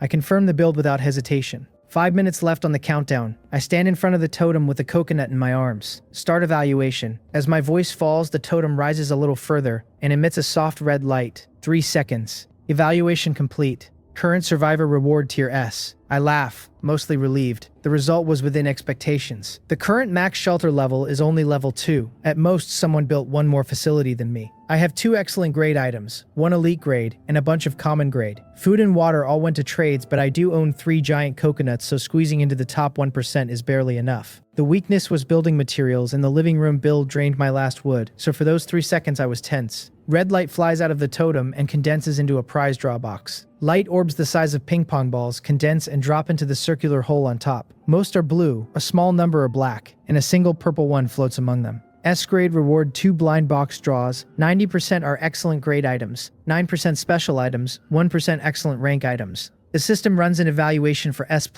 If I rank in the top 100 within the current tier, the evaluation succeeds, and the chance of excellent rank and special items doubles. Evaluation failed. Please begin the draw. I was excited for the first half, then reality. There is always someone better. I have been coasting on luck in the early game, and there are truly capable people out there. Still, luck is part of strength. Humility is good, but I cannot belittle myself. I should hurry. The surroundings are starting to feel a little wrong. By now I have been in the thick fog zone for almost 5 minutes, and the cloth strip in my mouth has run out. Every uncomfortable sensation surges back like a tide. I reach into the prize draw box, and just as I grab 2 orbs, the entire box and remaining orbs dissipate. I stuff the 2 orbs into my pocket and walk fast for the thin mist zone. I can no longer catch a breath. The ordinary fog has changed. It moves with a sticky texture and writhes slowly. Breathed in, it tastes metallic, fishy sweet, and it makes my throat tighten. The worst thing is a bone-deep chill that does not come from temperature but seeps out of my own blood vessels. I move my feet faster. Hold on 20 seconds. 20 seconds and I am out. Then I stop. The surroundings are terrifyingly quiet. The insects and birds I heard before are gone. Something is following me. The footsteps are off by 1 beat. I took 3 steps and 4 sounds came in. I take 3 steps forward, then stop hard. The mismatched 4th footstep keeps going, then cuts off. An eerie atmosphere drops on me. Even with my body temperature already crashing from the fog, cold sweat slides down my forehead. The symptoms are worsening and I can barely breathe. I cannot let this thing follow me out of the thick fog zone, or the consequences will be endless. I take out the glowing Barbie doll. Wind it fast. I can only rely on you. The spring loosens with a soft click. Colored light blooms. I hurl the doll into the deeper thick fog zone with everything I have. 2 seconds later, the footsteps shift toward the doll. Run. The Barbie doll's glow only lasts 10 seconds, but that is enough. I do not slow at the thin mist zone. I sprint all the way to the shelter. On the way, I send the giant coconut I am carrying to Wang Ixin via gift. I had only promised him a glass of coconut juice. This is a huge loss. I have not run this fast since the neighbor's big yellow dog chased me when I was 7. I collapse on the stone floor of the cabin. No thought for dignity. Pull off the goggles, struggle up, and drain 200 milliliters of purification spring water. I am back from the dead. The thick fog zone is too dangerous. Huang Jideong must have had items beyond the goggles. The goggles' vision is the baseline. Anyone going in needs something that can save a life. My body has been enhanced by the spring water and I had a strip of it in my mouth, and even then 5 minutes is my hard limit. Most people would die in 3. I pull out a light orb. Normal blue, a common reward. Happy sweet potato, excellent grade, high yield, highly adaptable root crop with rich nutrition, delicate flesh, high sweetness. I gape at the thing in front of me, which is the size of a computer monitor. In this place, coconuts are huge, rabbits are huge, and now sweet potato is 3 days of food. I am not eating this one. I will taste it at most, otherwise it would be a waste. Although I do not know how to farm, I know enough that cutting a fist-sized piece off works as a seed. A sweet potato this big can be cut up into seeds and planted in a ring around the shelter. Steady happiness. The value of the happy sweet potato is higher than the spring eye and the bead combined. This is an excellent grade staple food that can be obtained continuously in large quantities. As long as I survive to the first harvest, I have an endless supply. The bead combo only gets me a little water per day. What other functions the sweet potato has are unknown, but the system named rich nutrition. Someone in chat yesterday was selling fertilizer, but the grade was too low to help an excellent. I need to find a growth accelerator at some point. After roughly planting the sweet potato, I check the second reward. I reach into my pocket and pull the second orb and call out that I am willing to sacrifice my only 2 friends, Huang Jideong and Wang Ixin, and shrink my ding-ding by 5 centimeters in exchange for 1 excellent rank item. Come out, Pikachu. The instant I grab the orb, I see the color, and at the same moment I hear faintly in my head, ding, transaction successful. I cackle. The drop is a splash of colorful black. Special type item. 9%. Not the rarest, but not the guaranteed blue. I crush the orb. The next moment I am dumbfounded. I tell the system that come out Pikachu was a slogan, not a request to actually give me a Pikachu. A yellow creature like an orange cat lies on the floor, asleep, the fluff on its back rising and falling. The thing is alive. The system reads its saber-toothed tiger cub, potential excellent, current common grade, a leader among felines, outstanding strength endurance speed, basically perfect aside from not flying, in cub form, can reach excellent grade in adulthood, feeding high-quality meat accelerates growth. Note, while an adult saber-toothed tiger is mighty, the cub stage is also very cute. I am speechless, extremely speechless. I was hoping this special item would surprise me, but it turned out to be a burden. What am I supposed to do with this? Roast it. Before the happy sweet potato, I did not even have food for myself. I was hoping for a real power item so I could land in food freedom and water freedom, and retire. This thing eats meat, high-quality meat at that. I have not had a bite of meat. I nudge the cub awake and tell it to stop sleeping and turn into a mighty tiger king for me. It opens its eyes, gets up groggily, shakes its head, first slightly ruffled, stretches its paws forward, and yawns. With this kind of alertness, how is it supposed to be king of beasts? I point and severely reprimand. The cub finally notices me, runs over, circles me, occasionally rubbing my pant leg. I nudge it away with my foot and tell it to get lost. I have nothing to feed it. The cub stops circling, lies down in front of me, and rolls onto its back, belly exposed. I tell it acting cute is useless. I cannot afford to raise it, go on its own. 3 minutes later I am holding the cub and laughing, telling it to stop licking my chin because its tongue has barbs. King of the beasts, and it can also act cute. Who could resist that? I tell it from now on it follows me well and I will not treat it badly. It growls happily. Tonight I tell it, I will find Brother Killer and trade for some meat. Another happy growl. I tell it I need to give it a name. It looks like an orange cat. How about Juicy? Orange. The growl stops. Not satisfied with such a good name, the king of beasts needs something majestic. 5 minutes of deep thought later, I tell it if Juicy is not majestic then Big Orange, because adding big in front of a name in my old world made it majestic. Like Great King, Great General, Great Governor. Still not satisfied. I slap its head until it protests are useless. You are called Big Orange. Big Orange agrees under duress, the growl reluctant. I ignore the protest. Alright, you stay in the house. I need to hurry out and find supplies. I set Big Orange on the floor and only then observe the shelter. The 14 square meters has expanded to 22. The main door is centered, sliding window on the left wall, fireplace of about 2 square meters on the right where it was empty, chimney going up and turning sharply at the ceiling to vent through the wall. Big Orange is climbing the chimney, falling, climbing, tireless. The furniture is the same square table, 2 stools, recliner, 2 empty chests, 2 large coconuts, the spring eye in the corner, no wood, no stone, slightly empty. 5 hours of daylight left. I have to use them. The front of the shelter is C. Even with the expanded view, the value is limited. The right has the giant palm print creature. Too close, no self-defense item left after the Barbie doll, so I postpone exploring there. That leaves back and left. After the expansion, the back is still unknown. The left initially explored, showed no danger and even has a small bamboo forest. Today I finished the rest of the left. If I have time I cut some trees. I head out fast, only carrying the pickaxe and saw. I move past the bamboo forest and start fanning out from there in a semicircle. The bamboo forest is about 1,100 meters from the shelter, which is a long haul. I will only scout a 500-meter radius around it. Unlike the barren foggy area, flowers and trees grow freely along the way, and even ordinary weeds are knee-high. Insects and birds carry. What a pity this is not next to the shelter. This bamboo forest alone provides wood in containers, and maybe bamboo shoots. The trees are thick, each conservatively yielding 50 wood when cut, but too far to haul back even after sawing. I lack a cart. The lucky one with the space bracelet is saving half the labor. Over 1,000 meters and the plants on both sides are drastically different. The mist continent ignores common sense. Then I stop.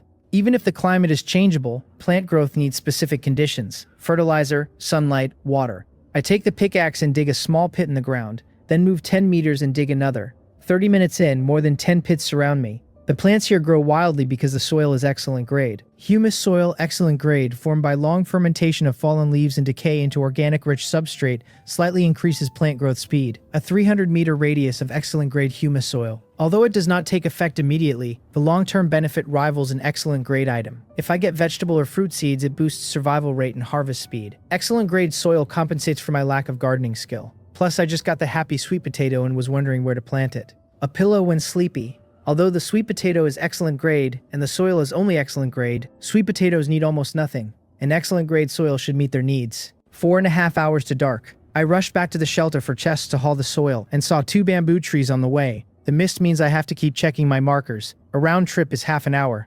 The chests are around the size of a nightstand. I carry 2 per trip. My strength is clearly increased from the morning sprints. At minimum, I have the stamina of a healthy adult male. The spring water has clearly freed me from the sub-healthy office worker state of long years of sitting. Even so, after 3 trips I am wheezing in front of the shelter, the humus soil piled outside next to the window. This much soil should theoretically be enough for common grade sweet potatoes. But the continent does not play by the rules. Keep moving. 3 more trips and I collapse on the ground. Big Orange hears the sound, runs out, pads over, lies down on my chest. 1 hour to dark. Daylight has slipped past me. I have only eaten coconut meat today. 2 consecutive days without staple food or meat, and I dearly miss beef noodles, egg fried rice, stews, mandu, everything I used to eat on a normal weekday. After 20 minutes of rest, I struggle to pick Big Orange up. Be good. Stay in the shelter and play. It is almost dark. Do not run around. Wait for me to come back. A growl. I watch Big Orange run inside and use the last 30 or 40 minutes to collect seawater. Yesterday's half box is gone. Today's haul was abundant, but none of it is suitable for trade. I need seawater to purify for currency tonight. I take 2 empty boxes and walk to the sea on tired legs. Night falls fast. The not-so-warm sunlight fades within a dozen minutes. The thin mist thickens over the treetops like it could be squeezed out by hand. Survivors everywhere stop and return to their shelters. Roars in the distance. The native creature's time has come. I carry 2 boxes of seawater and walk, rest, and barely return to the cabin at the last moment. Big Orange runs over and rubs my pant leg. I tell it I know it is hungry. I will find Brother Killer to trade for meat later. I set the seawater in the corner, pull the bead from the spring eye, drop it into 1 box. 1 box is 3 liters and the bead purifies in half an hour. In time for tonight's trade. Something is missing. I rub my chin, then snap my head over. Where is my spring water? Where is the spring water I hoarded all day? The 200 milliliters from last night I used in the morning, but I have not touched a single drop produced since. The spring eye produces 300 milliliters a day, and there should have been 70 or 80 milliliters from the daytime hours. I planned to let it accumulate so by midnight there would be 100 milliliters, exactly the trade I promised Brother Killer. 0.00257 seconds later, I know who the culprit is. Big Orange. Did you get greedy and steal a drink? Confess. Big Orange tilts its head and makes an innocent noise. I scold it for treating me like a stepfather and tell it to get over here. It lowers its head and walks over reluctantly. I tell it not to play aggrieved with me. I pick it up and frantically pet its fur backwards. Only after Big Orange struggles to lick its mess of a coat back into shape am I satisfied. I note that this cat does not shed even after this. It protests.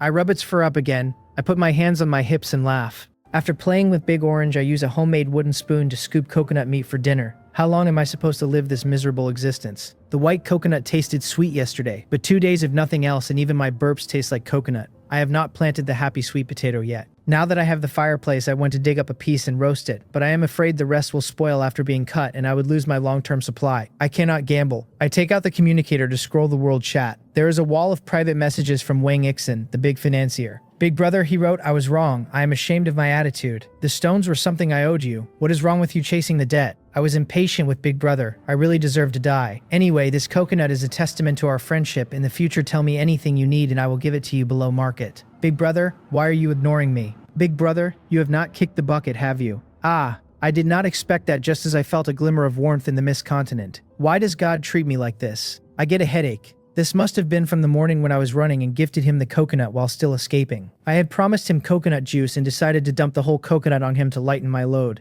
I never expected it to move him. I tell him, what is he howling about? I am alive and well. Do not curse me. He replies instantly. Damn, big brother. You are still alive. I thought you ran into danger and gave me your inheritance, the big coconut, before kicking the bucket. I tell him I do not die that easily. He asks if I noticed the world population count, which has fallen below 7.8 billion. I switch to the world chat. Each channel shows the current survivor count, and those who passed away do not get a tally. Many had died yesterday too, but with a number that large it did not feel real. Today it is different. The first 2 digits went from 80 to 77. In 2 days, more than 300 million compatriots have lost their lives. The number presses on my chest like a boulder. I write to Wang Ixin that the 300 million must be the elderly and children. He says not necessarily, as far as he knows. Children under 14 came in with their fathers or mothers. The elderly's bodies returned to their prime, and disabilities were healed. Who told you that? I ask. World chat. He writes, he hangs out and chats when bored. Lots of people say it. Probably not groundless. Good news for humanity then. Although I say that, news has 2 sides. If the elderly and children have basic guarantees, then the 300 million plus who died were all survivors capable of taking care of themselves. They did not starve in their shelters. They lost their lives encountering unknown dangers. The Mist Continent is more terrifying than I had imagined. I tell Wang Ixin we cannot intervene in others. Let us work on our own survival, then ask what he gained today and what we can trade. He pings happily. After upgrading to level 2 and expanding his view, he found a patch of elite grade stones. Granite, elite grade, originally normal granite contaminated by too much mist and changed stronger than common granite. I tell him good stuff, that would let his shelter upgrade jump a level of defense. How many did he get? He grumbles. The stone mountain is too far. He moved 1 chest load and gave up. Just over 10 pieces. So you spent the rest of the day chatting. He fires back. He worked hard chopping wood all day. A full 800 plus wood. I am envious. Excellent grade farm tools are different. A normal person, excluding food and water search, can chop at most 100 wood a day, while Wang Ixin is at 8 times that. The reason it is not higher is the nearby trees are gone and the haul time from further away eats his quota. Otherwise, his excellent grade tools would do over 1,000. I propose trading 500 milliliters of elite grade water for 200 wood. He says if I had said that earlier, he would have chopped more. I ask if he used up all 800. Yeah, 50 wood left. He already promised someone yesterday to trade 800 wood plus one of his elite items for a tool. Do not worry. With that tool, he can trade elite grade granite tomorrow. What kind of tool turns him into Superman? He says better than Superman. Spatial backpack, elite grade, a backpack with spatial technology, but due to immature technology, the internal space is only 6 cubic meters. Holy crap. This is the spatial item I have been wanting. Not as exaggerated as the 20 cubic meter bracelet, but enough. The big financier is the only one with this much wood to trade at this stage. In the end, I trade 500 milliliters of purified seawater with Wang Ixin for 50 wood plus 10 granite, draining my last inventory. Actually, that much elite water source could have traded for at least double, but I do not care. I treat it as cementing the relationship. I have an idea brewing that needs Wang Ixin. The communicator buzzes. Missed continent announcement. Congratulations on surviving the second day, but the real crisis has not begun. Extreme cold air is approaching, and animals across the continent are preparing food to withstand the bitter winter. Starting tomorrow, animals around survivors will actively attack, and creature spawn rates inside the thick fog zone will greatly increase. Reminder: prepare self-defense items in advance when going out.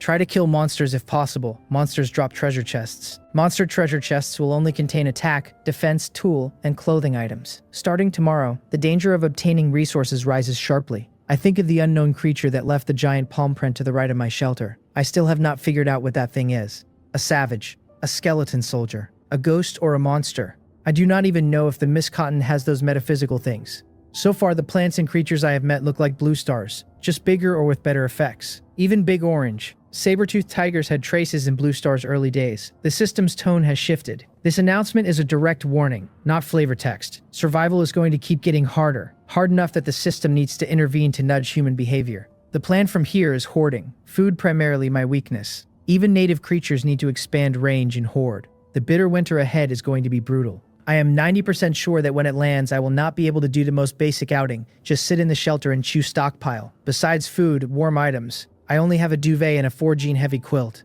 With just these, I cannot even survive Blue Star winter, let alone this one. After the announcement, the world chat turns toward beasts. Are there wild beasts around your shelter? Why have I seen none here? Voices ask. Someone scoffs that you would not be happy if you actually saw one. Another guy says he tried to warn the channel on day one that something was scratching at his door. Now everyone looks silly. A fortunate one says he got a bow and arrow from a chest and originally thought it would be useless. Someone shouts at wild beasts to come out. He is starving and would fight a bear to the death. Another reports he is starving too, with nothing to eat. Someone else warns that if you actually encounter one, you are 99% done. The animals are unbelievably large. He killed a hyena today, and it was the size of an ox. The chat begs him for dog meat. He refuses, saying food is so precious now that you would not get it for rocks, let alone wood. A bitter pattern threads through. The temperature drops sharply every night. If I do not eat high-calorie food, I will freeze before bitter winter even arrives. Another agrees. The temperature drop is insane. It will get colder and colder. Hands are already frozen stiff. The chat is heavy tonight. My mood is heavy with it. There is no exact date for bitter winter, but it cannot be long. 10 days, 7, maybe 5. Gathering enough food and cold supplies in that window is brutal. Wild resources are out of the question and crops will not mature in time. The only way is to hunt wild beasts. I really have to risk my life. Compared to others, I have one advantage: the water purification bead. Fresh water is solved for me. Even survivors near rivers have to wonder whether long-term consumption of river water has problems. I scroll up and find a handle named Siojigang.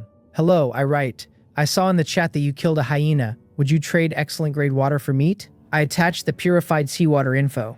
No reply. Too many people are messaging him. Be patient. Purified seawater is genuinely practical for combat-oriented survivors. He will probably agree. While I wait, I open the shelter info. I have not decided on the second build. With Big Orange, the restroom is urgent. Compared to the hygiene problem of one man and one tiger, the iron pot is less important. The only pity is the kitchen gives 6 square meters versus the restroom's 4. After the living room, the shelter is already 22 square meters and I do not have much to store, so the extra space is sufficient. Build the restroom. Materials 30 wood and 10 stone. Current 60 wood and 10 stone of elite grade.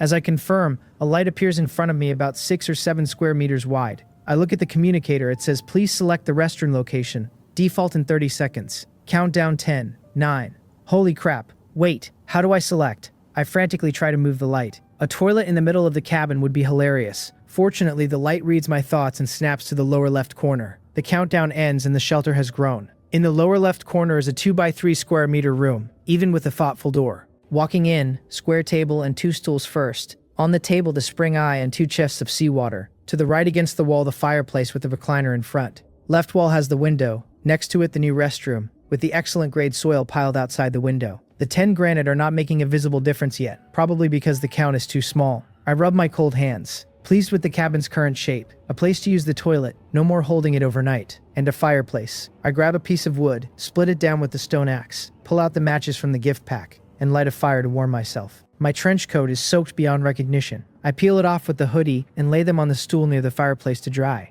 I lie back on the recliner and let the warmth hit me. Big Orange had been by the fireplace but seems to dislike the heat and ducks behind me to hide. I tell it you are so small and not afraid of cold, just as expected of a pure yang body. The flame rises and the cabin lights up. The dark night gets pushed back. I watch the dancing flame and something inside me settles. For a moment I forget the mist outside and the unknown dangers, and focus only on the warm fire. The communicator buzzes. Seo Jigong replies, "We can trade, but this is excellent grade hyena meat, so it has to be 1 to 3. 1 jin of meat for 3 liters of water. Excellent grade meat." The man is formidable. I remember now that Seo Jigong's name was on the Fogbreaker totem in 3rd place, ranked above Huang Jidang. No wonder he can take down an excellent grade hyena. He must have powerful items. I write back, "My water is also excellent grade. 1 to 3 is exaggerated. Given the size of creatures on the continent, a hyena is at least 2 to 300 jin of meat. And my purified seawater has excellent effects, very suitable for the current survivor situation." He replies fast, "You have not hunted yet, have you?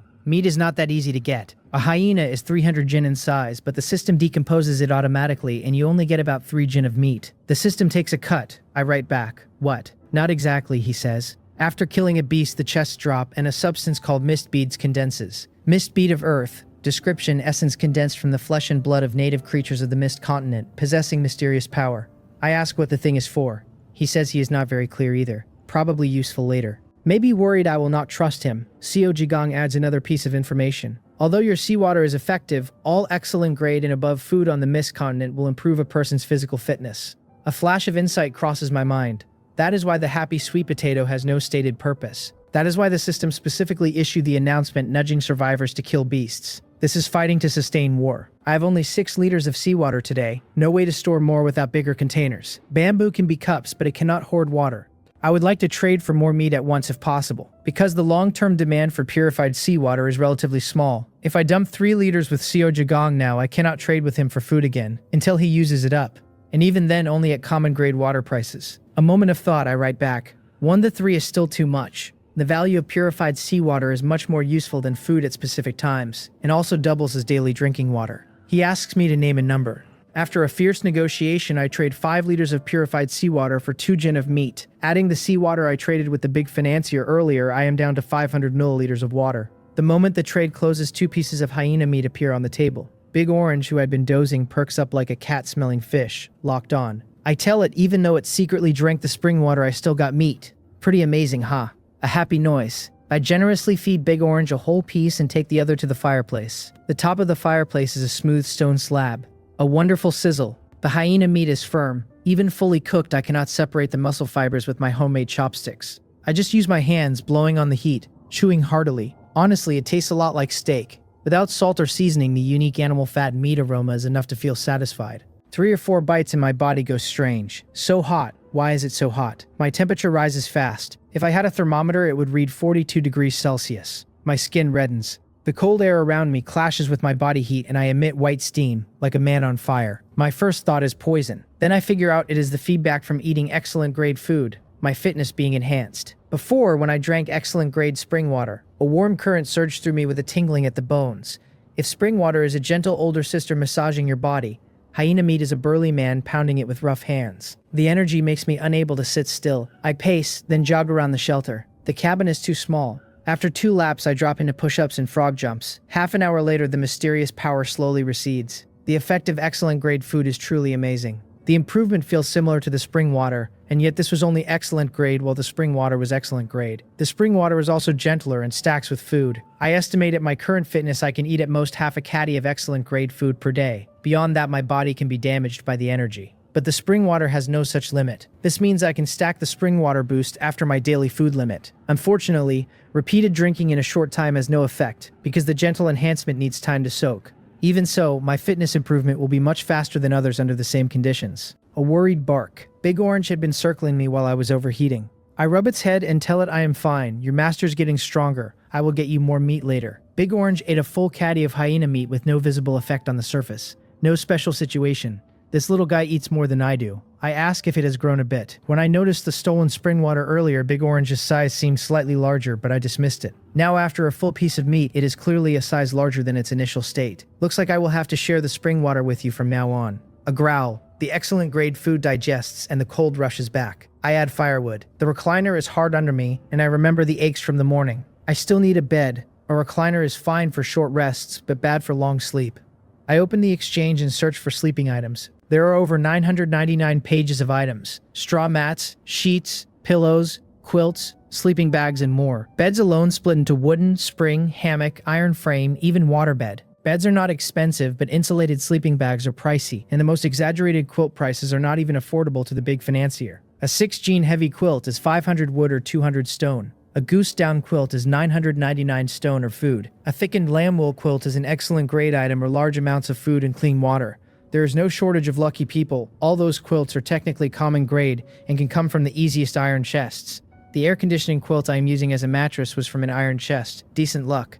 But compared to down or cashmere, I am behind. I cannot afford the high-end quilts, and even if I could, I would prioritize food first. I delete the keyword and search just for bed. 500 plus pages, still a lot, but I can see the end. Hammock, no. Big Orange will climb up at night and exceed the weight limit. Round bed, I liked them on Blue Star, but now they take too much space. Wooden plank bed, acceptable. Let me see if there is something softer. There is even a trampoline. How is this being sold? Beds run 20 to 60 wood, slightly nicer ones double or triple that. Oh, this one is good. A 20 centimeter thick spring mattress at 50 wood. Moderate firmness. The wood the system decomposes is neat.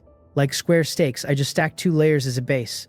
I private message the seller and trade a cup of coconut juice. 300 milliliters in a bamboo tube. The mattress is 1.5 meters by 2 meters, a small double. I move the recliner aside, lay 8 units of wood as a frame, drop the mattress, put the air conditioning quilt on top, wrap myself in the 4-gin heavy quilt and lie down. Finally a real sleep tonight. Big Orange clambers up in a flash and lies close. 1 trade slot left. It was reserved for brother killer Hyo Ajun. Last night we agreed to trade 100 milliliters of spring water and 100 milliliters of purified seawater for the bone-corroding sand and the Juge repeating crossbow.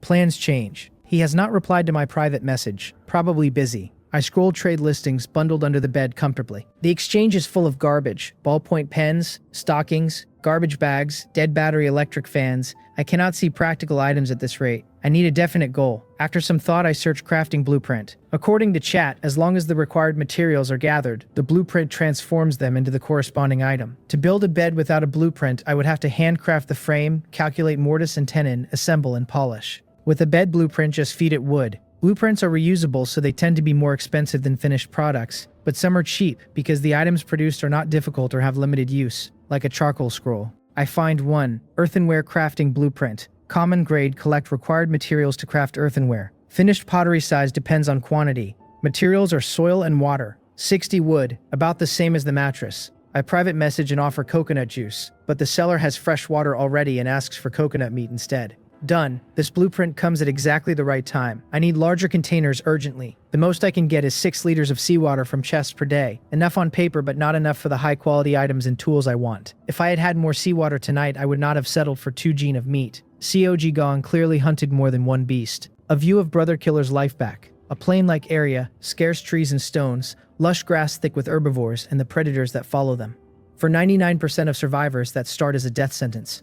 But a small group has top combat power and rich wilderness skills, and they can adapt to any environment. Hyo Ajun was originally a top professional killer, one of the best in the industry. The work brought him endless rewards and endless loneliness. He had residences all over the world but no home. Year by year, the loneliness deepened until he was 29. At 29, he took his first failed mission. The hit broke his 100% record, and worse, made him realize his body was already past peak. Right now, he could still claim peak condition. In 3 years, in 5, no. The failure made him want to quit. Work a normal job, marry, have children, build a real home. But you cannot just quit the killer business, especially as a top killer with 194 completed missions. The organization would not give up the weapon, and the karma alone would not let him go. If he lived in one place for 2 months, revenge would follow. A retired top killer faces only assassins from others, until some new legend made a name by stepping over his corpse. The Mist continent arrived just as he did not know where to go, and he liked it here. He could discard the old life. He could tell anyone he was a killer. For him, this is also retiring to the countryside. On his first day, he mapped the beasts around his shelter. He was in a small wolf pack's territory. 6 wolves. For others, this would be a catastrophe. He inspected them. 3 common grade. 3 elite grade. Normal wolves he could take 6 at once with difficulty, but the Mist Continent's wolves are different. Common wolves sturdy as bulls, the elite ones the size of Siberian tigers. Fortunately, he pulled the Flameburst Great Saber from his azure chest, enough to leap a tier in combat. He read the pack's rules. Every hunt 1 elite leads 3 common. The remaining elite stays at the lair as the Wolf King's guard. That afternoon, he caught the pack returning fresh from a kill, guard down. He sneak attacked the elite Grey Wolf with the saber and killed it in 1 blow. The other 3 he handled with only minor injuries, but it was not over. Wolves hold grudges. The remaining 2 elite wolves tracked the scent to his door. After a brief exchange he knew he could not win, and retreated inside. The dilapidated shelter held the 2 wolves out. That night he used the hunt resources to upgrade his shelter, and traded for the Constitution spring water and the antibacterial seawater. From an interesting guy. With those he had a sliver of hope against the 2 wolves. A plan formed. The next day the hunting wolves were gone, so the Wolf King and the guard had to go forage. The window was here. His professional skills were outstanding. The Wolf King did not notice the tracking at all. When the king let down its guard, he hurled the bone-corroding sand. The bone-corroding sand he had promised to the springwater guy. The excellent Wolf King was not comparable to the common ones. He had to take one out first or he had no chance. But man proposes and God disposes. The guard wolf lunged into the path of the sand and took the fatal blow for the king. The corrosive effect exploded at the guard wolf's neck and burned right through. The Wolf King lost reason and charged him, set on killing the man who had isolated it. What the king did not expect was that HOARD had eaten excellent grade wolf meat the night before, stacked with the purification spring water, and his strength had spiked. Even still inferior to the king, he gained the upper hand with the saber and his master level technique. Finally he spotted an opening and slashed the king. The injured king regained reason, and knew it could not win and turned to flee. HOARD was enjoying the dance on the blade's edge. He could not let the prey escape, especially after burning the bone-corroding sand he had promised to someone else. He chased. The distance closed because the king was hurt, all the way to the edge of the thick fog zone. He had not caught up, but only just. Unwilling to give it up, he kept going. He was confident he could close the kill at the edge, and his sense of direction was strong. The short distance not a problem for the mist. He stepped in, caught the king, killed it. But the kill brought no joy because the thick mist made it impossible to breathe. Even after he returned to the shelter, the effects of the mist did not leave. He looked for healing items, traded several, all negligible. In despair, he opened his private chat list and saw a message from that interesting little guy. "Sorry, brother killer." The message read, "There was a bit of an accident with the spring water I promised to trade you. But do not worry, I will have enough by tomorrow morning. Remember to save the bone-corroding sand. And Jude's repeating crossbow for me. Back in the cabin, I am considering the matter of cultivating happy sweet potatoes. The soil is solved. One key issue remains. Sweet potatoes are high yield and easy. I know the planting method. Cut into pieces, coat with plant ash, cover with a shallow layer of soil, layer thatch for insulation, water often to keep the soil moist. They sprout quickly and need little maintenance. The critical problem is insulation. Sweet potatoes are not picky about most conditions, but they fear the cold. Even with the continent's plants having vigorous vitality, I cannot expect them to handle the cold air alone.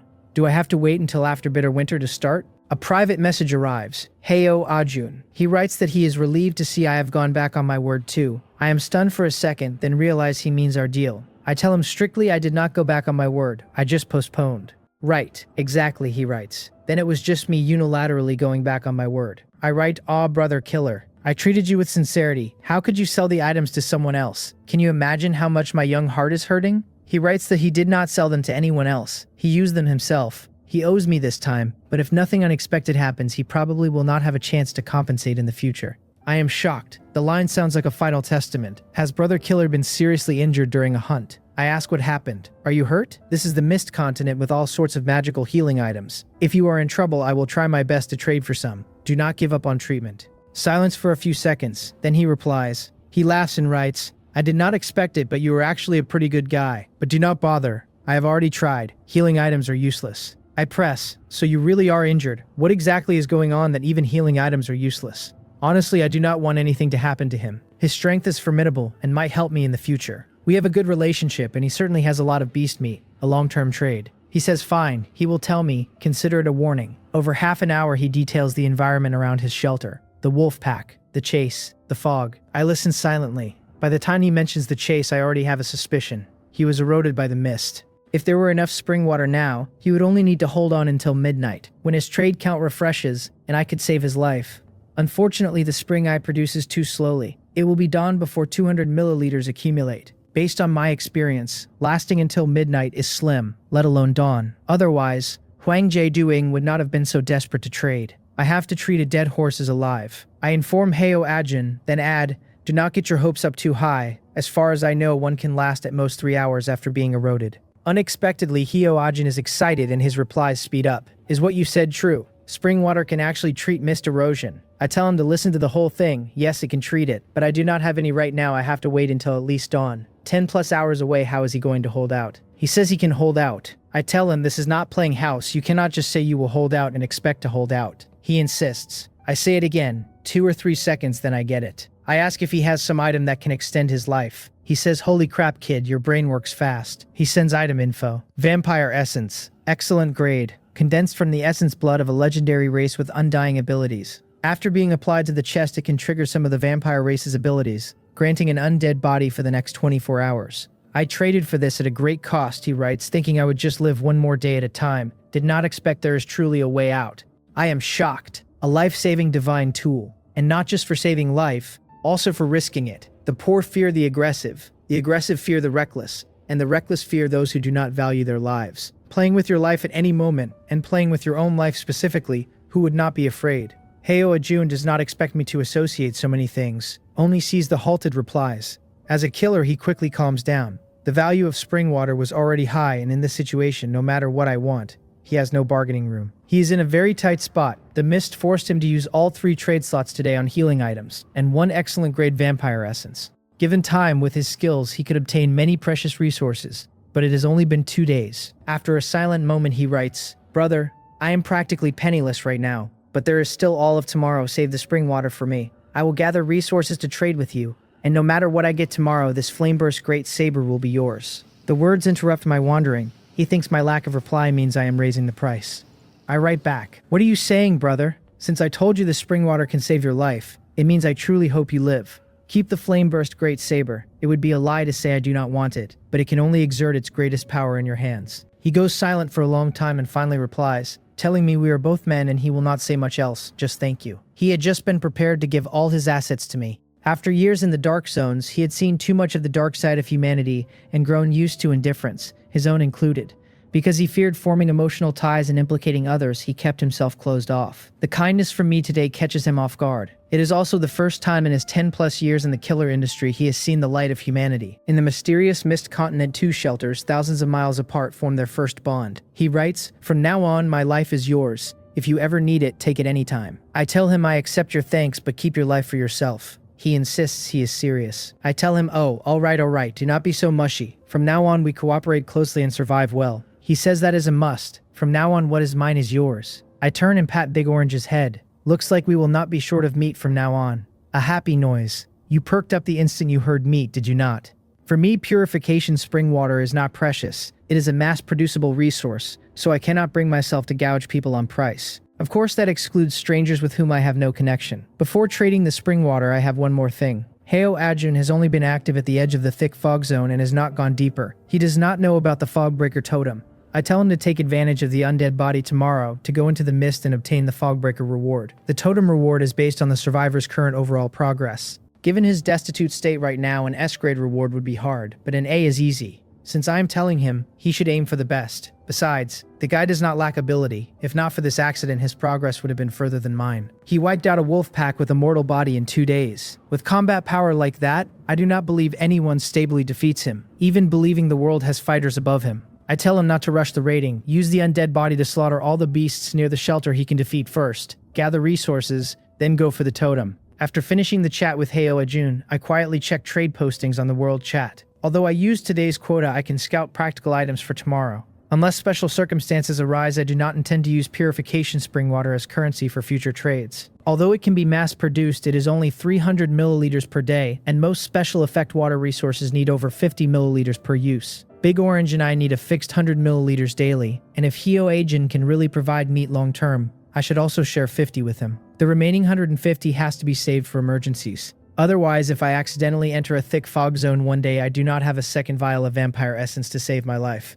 After the expansion, I have found a few new coconut trees at the sea, while fetching water, but the quantity is small. The only thing I have in large quantities to trade is elite-grade purification seawater. Its value is high, the anti-inflammatory and antibacterial effects are clear. On the Mist Continent, regardless of whether there are beasts around, you cannot avoid injury. Everyone has to do manual labor, chopping or mining. so almost no one will not need purification seawater. The only drawback is slow consumption, which makes long-term exchange for fixed resources hard. I look through trade info and find one piece I am interested in. Constant temperature planting box, elite grade, crafted from special materials, maintains internal temperature, slight acceleration of plant growth. Sweet potato cultivation is sorted, but after private chat the box is 1 cubic meter. The happy sweet potato matures over half a meter long, the box can hold 1. And sweet potatoes can be cut into pieces, the one I have can be divided into at least 20 seeds, so 1 box is a drop in the bucket. I give up.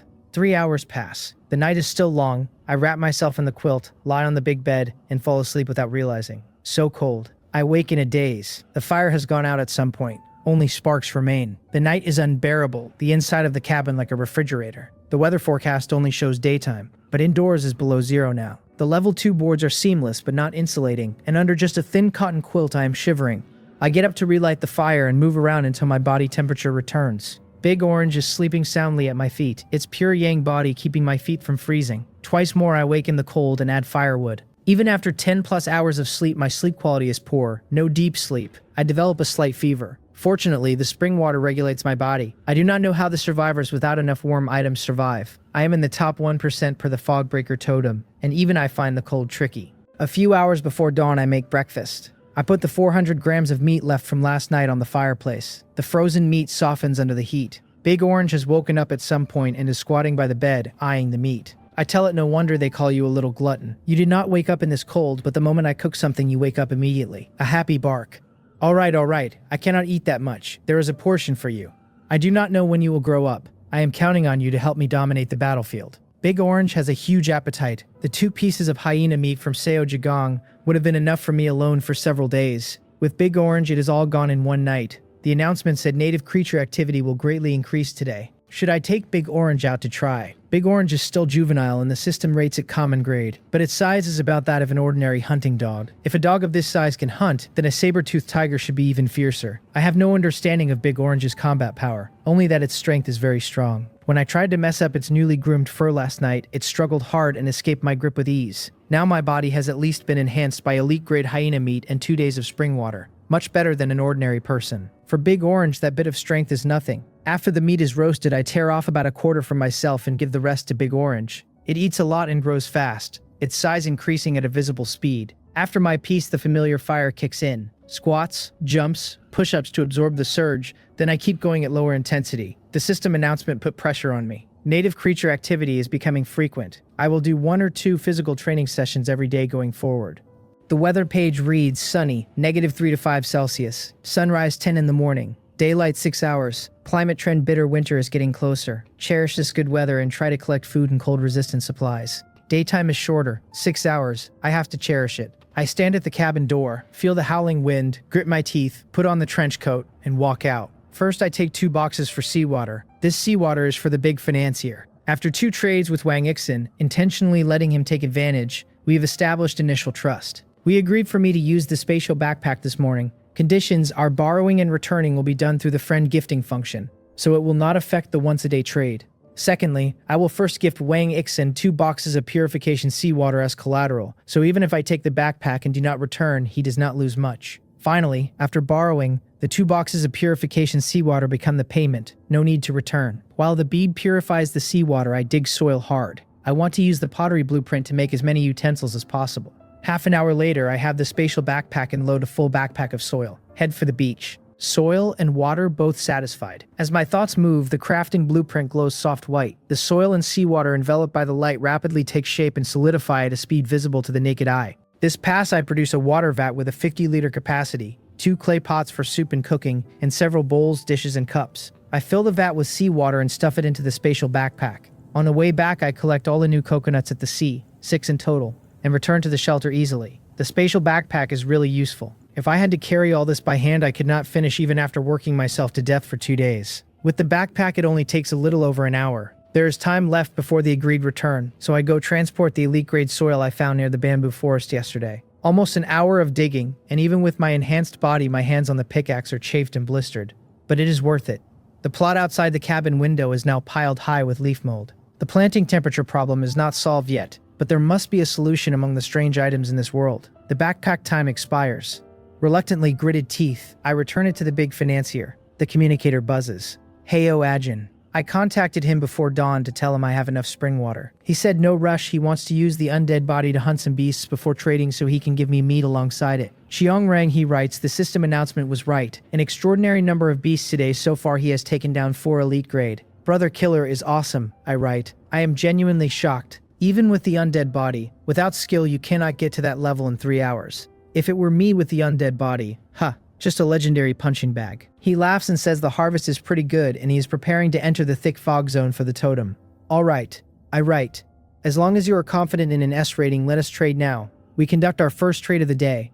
I send 200 milliliters of spring water and the fog-piercing goggles. Brother Killer sends 2 elite-grade meat steaks and the Juge repeating crossbow. He writes that since he has to undergo evaluation in a moment, he will give me 2 gene of meat first and trade more after rewards. No rush, I tell him. This meat is enough for now. Do not waste the trade slot. He agrees. He grumbles that it is really inconvenient without a gifting function, and wonders whether level 3 has new friend slots. I hold the Zhuge repeating crossbow and cannot put it down. Earlier I had encountered a flock of wild chickens while collecting leaf mold near the bamboo forest. Without a weapon I had resisted the urge to strike. If I used the iron pickaxe for close quarters I could, but I would likely get injured and might not even win. Those wild chickens are no ordinary chickens. Common grade but 3 times the size of a normal rooster, hard beaks, razor-sharp claws, not to be trifled with. Now is different. The crossbow drops the risk dramatically. The elite-grade weapon still has solid power past 100 meters. I was an archery enthusiast back on Blue Star and the monthly archery club was one of my few entertainments. My accuracy is fine, but a bow and a crossbow are not the same. I need to get familiar with the operation. Daylight is limited, so the training is simple. Around the shelter, half an hour. Confirmed, no issues. I go home to call backup. Big Orange, time to go to work. It zips over and rubs my pant leg. Man and Tiger march toward the wild chicken flock. Near the destination, Big Orange, who had been strolling, senses the prey and snaps into hunt mode. Its hind paws land in the prints of its front paws as it walks. It crouches low, using the tall grass, and moves without a sound. Max level feline, hunting wired in. Influenced by Big Orange, I try to crouch too. Surprisingly effective. I reach the 100-meter range without alarming the flock. What I do not know is that my amateur stealth has long since been spotted. The flock simply does not consider me a threat. We had crossed paths earlier when I was digging leaf mold and both sides stayed peaceful, so they ignored my approach. 100 meters is my accuracy limit. I want to close the gap. I bend low and slowly close in. 80 meters, 70, 60. At 50 meters, the nearest chicken moves. Casually walks further off. Continues hunting bugs. I close in, it walks. I close in, it walks. Could I have been spotted?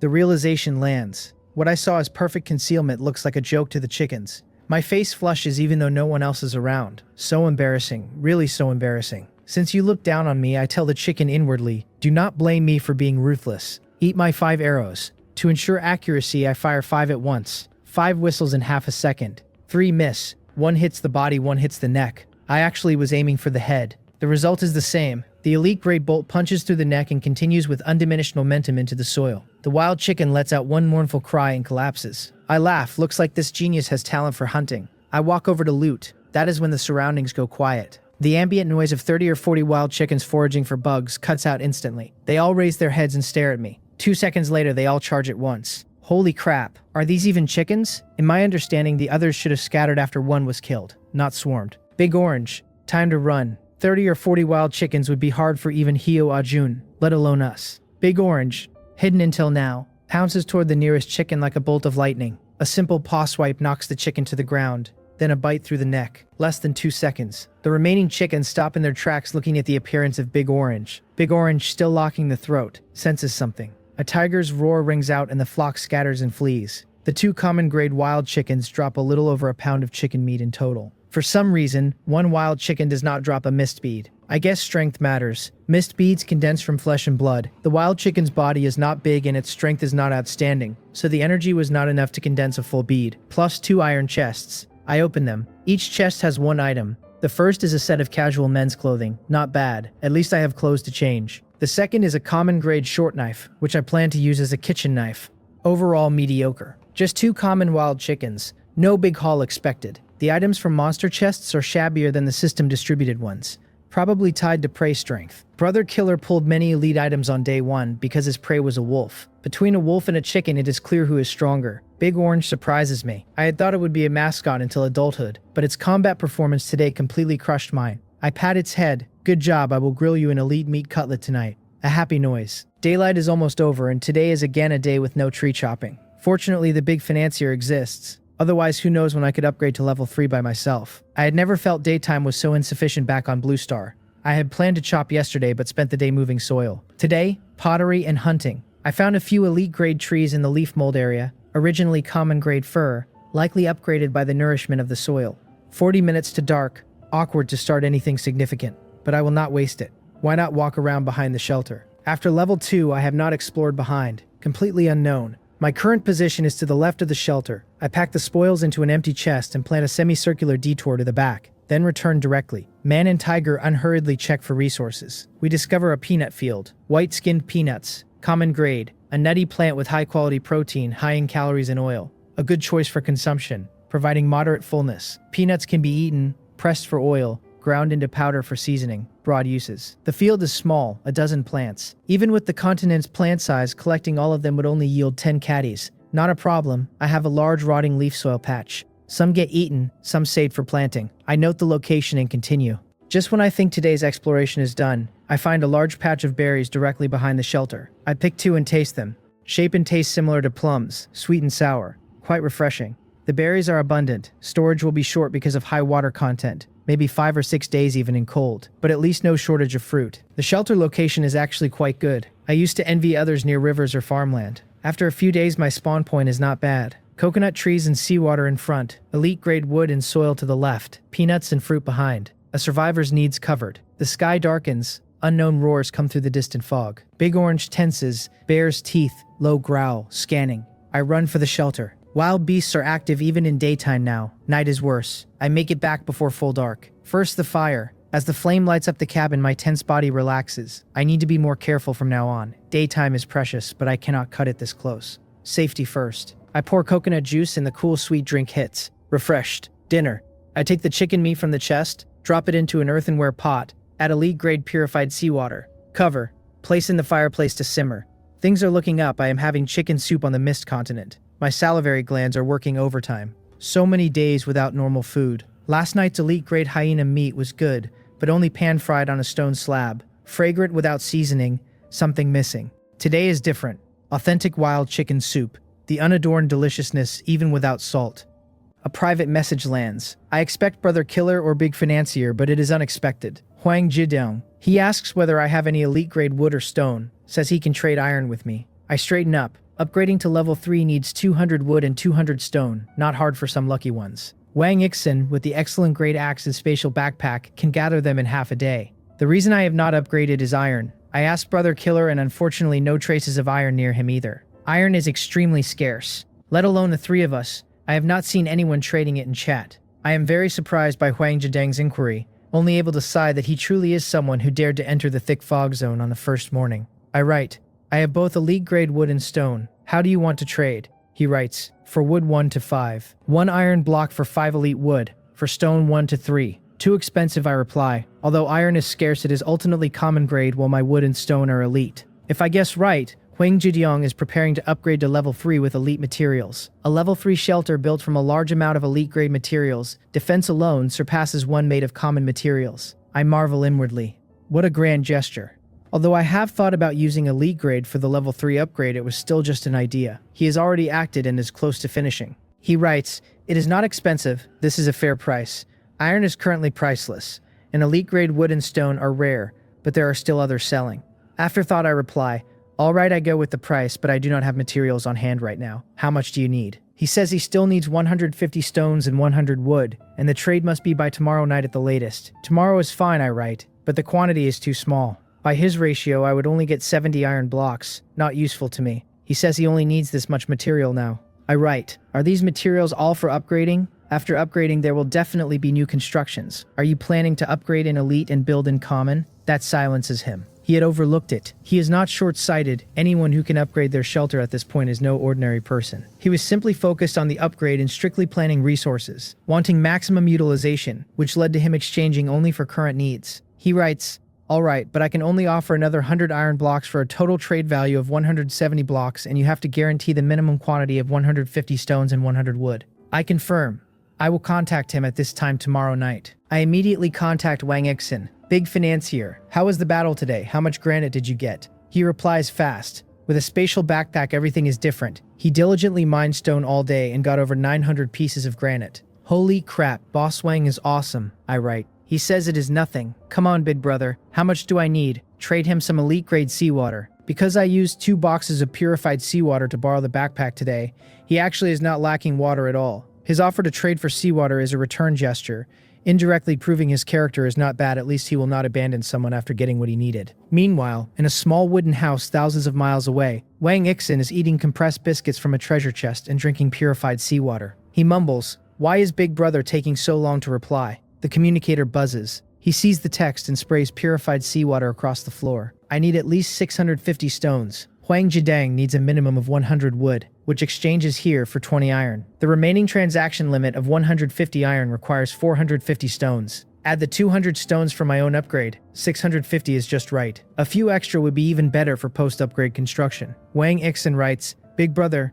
do not joke with me." "I am not joking," I write. "It would be best to have even more." "Even more?" he asks. "I thought the upgrade only took 200 stones. What are you doing with so many?" At that moment, Wang Ixin even suspects whether I am trying to fleece him. "Forget it," he writes. "I do not care what you are doing. But let us get this straight first. I can trade 500 stones for purified seawater, but the rest will have to be traded for other things." I understand. 500 for seawater is actually very good. Wang Ixin already has 2 crates of seawater. Using it as an anti-inflammatory would last a long time. It is a resource that already exceeded utility for him. Of course, he could take the seawater to trade with others, but the market for excellent grade stone is not worse than seawater. No need for the extra step. "Deal," I write. Then 5 liters of seawater for 500 stones and 100 milliliters of excellent grade purification spring water for 300 stones, 800 in total. "Damn, big brother," he writes. "You are even willing to trade excellent grade spring water." "Cannot be helped," I write. "I have a big gap to fill. I had not wanted to trade spring water again. The effects are too significant. Stacks with food to enhance constitution, regulates the body to treat colds and fevers, resolves residual mist effects. No exaggeration to say 80% of my current development progress is due to the spring water." Wang Ixin does not know whether to be happy or helpless. He really wants the spring water, but if he gives me all 800 stones, he has nothing left to trade for other items today. "Not a big problem," I write. "Let us do it in 2 batches. I do not have enough spring water now anyway. 500 for the seawater first, the remaining 300 tomorrow." "A light at the end of the tunnel," he writes. "You are my real big brother." After finalizing with Wang Ixin, the chicken soup is almost done. Time to improve strength too. I take out the excellent grade meat cutlet from Brother Killer. 1 gin of meat. I cut a 1/5 for myself and feed the rest to Big Orange. Habit puts my portion on the fireplace to sear. Unexpectedly, Big Orange walks over with its portion in its mouth and rubs vigorously against me. I ask, "What? You want yours seared too?" A happy noise. "I did not realize you were such a civilized tiger."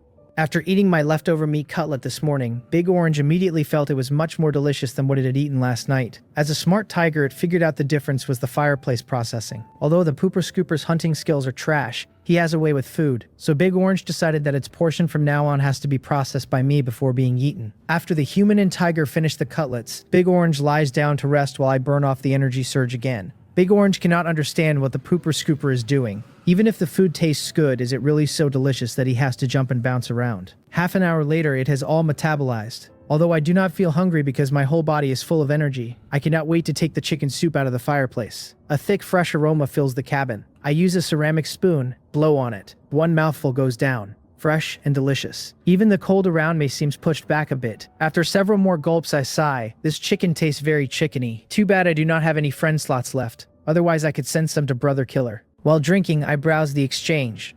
Gold clear and excellent grade axe or saw. I only have a common grade iron saw. Using it on excellent grade cedar is too hard. The blade would wear flat in a few trees. Time consuming and laborious. Tomorrow, I plan to spend all day felling cedar. I do not expect an excellent grade farm tool like the big financiers, but I still need an excellent grade one. Scanning the exchange, 3 types of logging tools, axes, saws, and billhooks, plus odd items like a chainsaw without electricity and a diesel saw with only 1 tank of fuel. Honestly, I am tempted by the diesel saw. Although only 1 tank, it is fully automatic. Unfortunately, the price is 500 stones, too expensive. An ordinary excellent grade axe is around 350 stones. Fully automatic is good but not lasting, and for a man, not being lasting is the worst thing.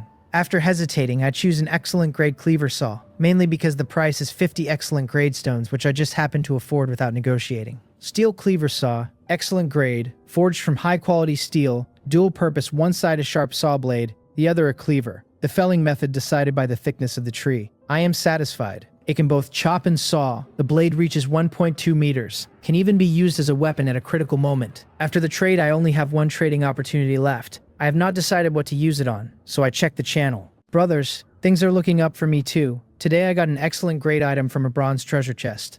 Where are you all picking up chests? Aside from the guaranteed chest from the system, I have not even seen an iron treasure chest. Do not compare to the lucky ones. My bronze only dropped common items. Devastated. What items? If warmth preserving, they are not bad. The temperature is dropping way too fast. Yeah, I accidentally fell into a puddle today and almost died from hypothermia. Fortunately, I urgently traded for a bowl of excellent grade ginger soup on the exchange. Do not even talk about it. I could not sleep at all last night. Why? Was it because you were not sleepy? Why did you not sleep? I did sleep. Wrapped in a thick cashmere quilt, slept very soundly. Blacklisted. Closing the chat, I admire their good mindset. On second thought, every survivor is alone in some corner of the world. Cold, fear, confusion, loneliness. One's own weakness cannot combat these negative emotions. The world chat is the only place to communicate and relieve pressure. Heo Ajin stumbles back to the shelter. Even with the fog-piercing goggles and the undead body, he nearly died in the thick fog zone today. Brother Killer's left arm from the forearm down has completely disappeared, blood gushing out uncontrollably. A mysterious surge of red energy at the stump is constantly repairing the injury, the severed left arm slowly regenerating. But as the wound is repaired, Heo Ajun's entire physique becomes increasingly gaunt. The robust body vanishes, cheeks sunken. If not for the remaining signs of life, he would look exactly like a dried-up corpse. About 2 hours left on the vampire essence, enough for the left hand to grow back. Enduring the pain, Heo Ajun takes out an excellent grade meat cutlet. He does not bother cooking, gnaws raw. As a full pound enters his stomach, his shriveled body fills out again, and the recovery at the stump accelerates slightly. He exhales. As a top-tier killer, his control over his body is precise as a machine, and he has long since mapped the cap on Mist Continent food, about 150 grams of excellent grade at a time, before the energy overloads. Time to deal with the mist inside. The vampire essence is maintaining basic functions, but the moment the undead body wears off, the mist still in his chest will kill him. He takes out the spring water and pours it down slowly.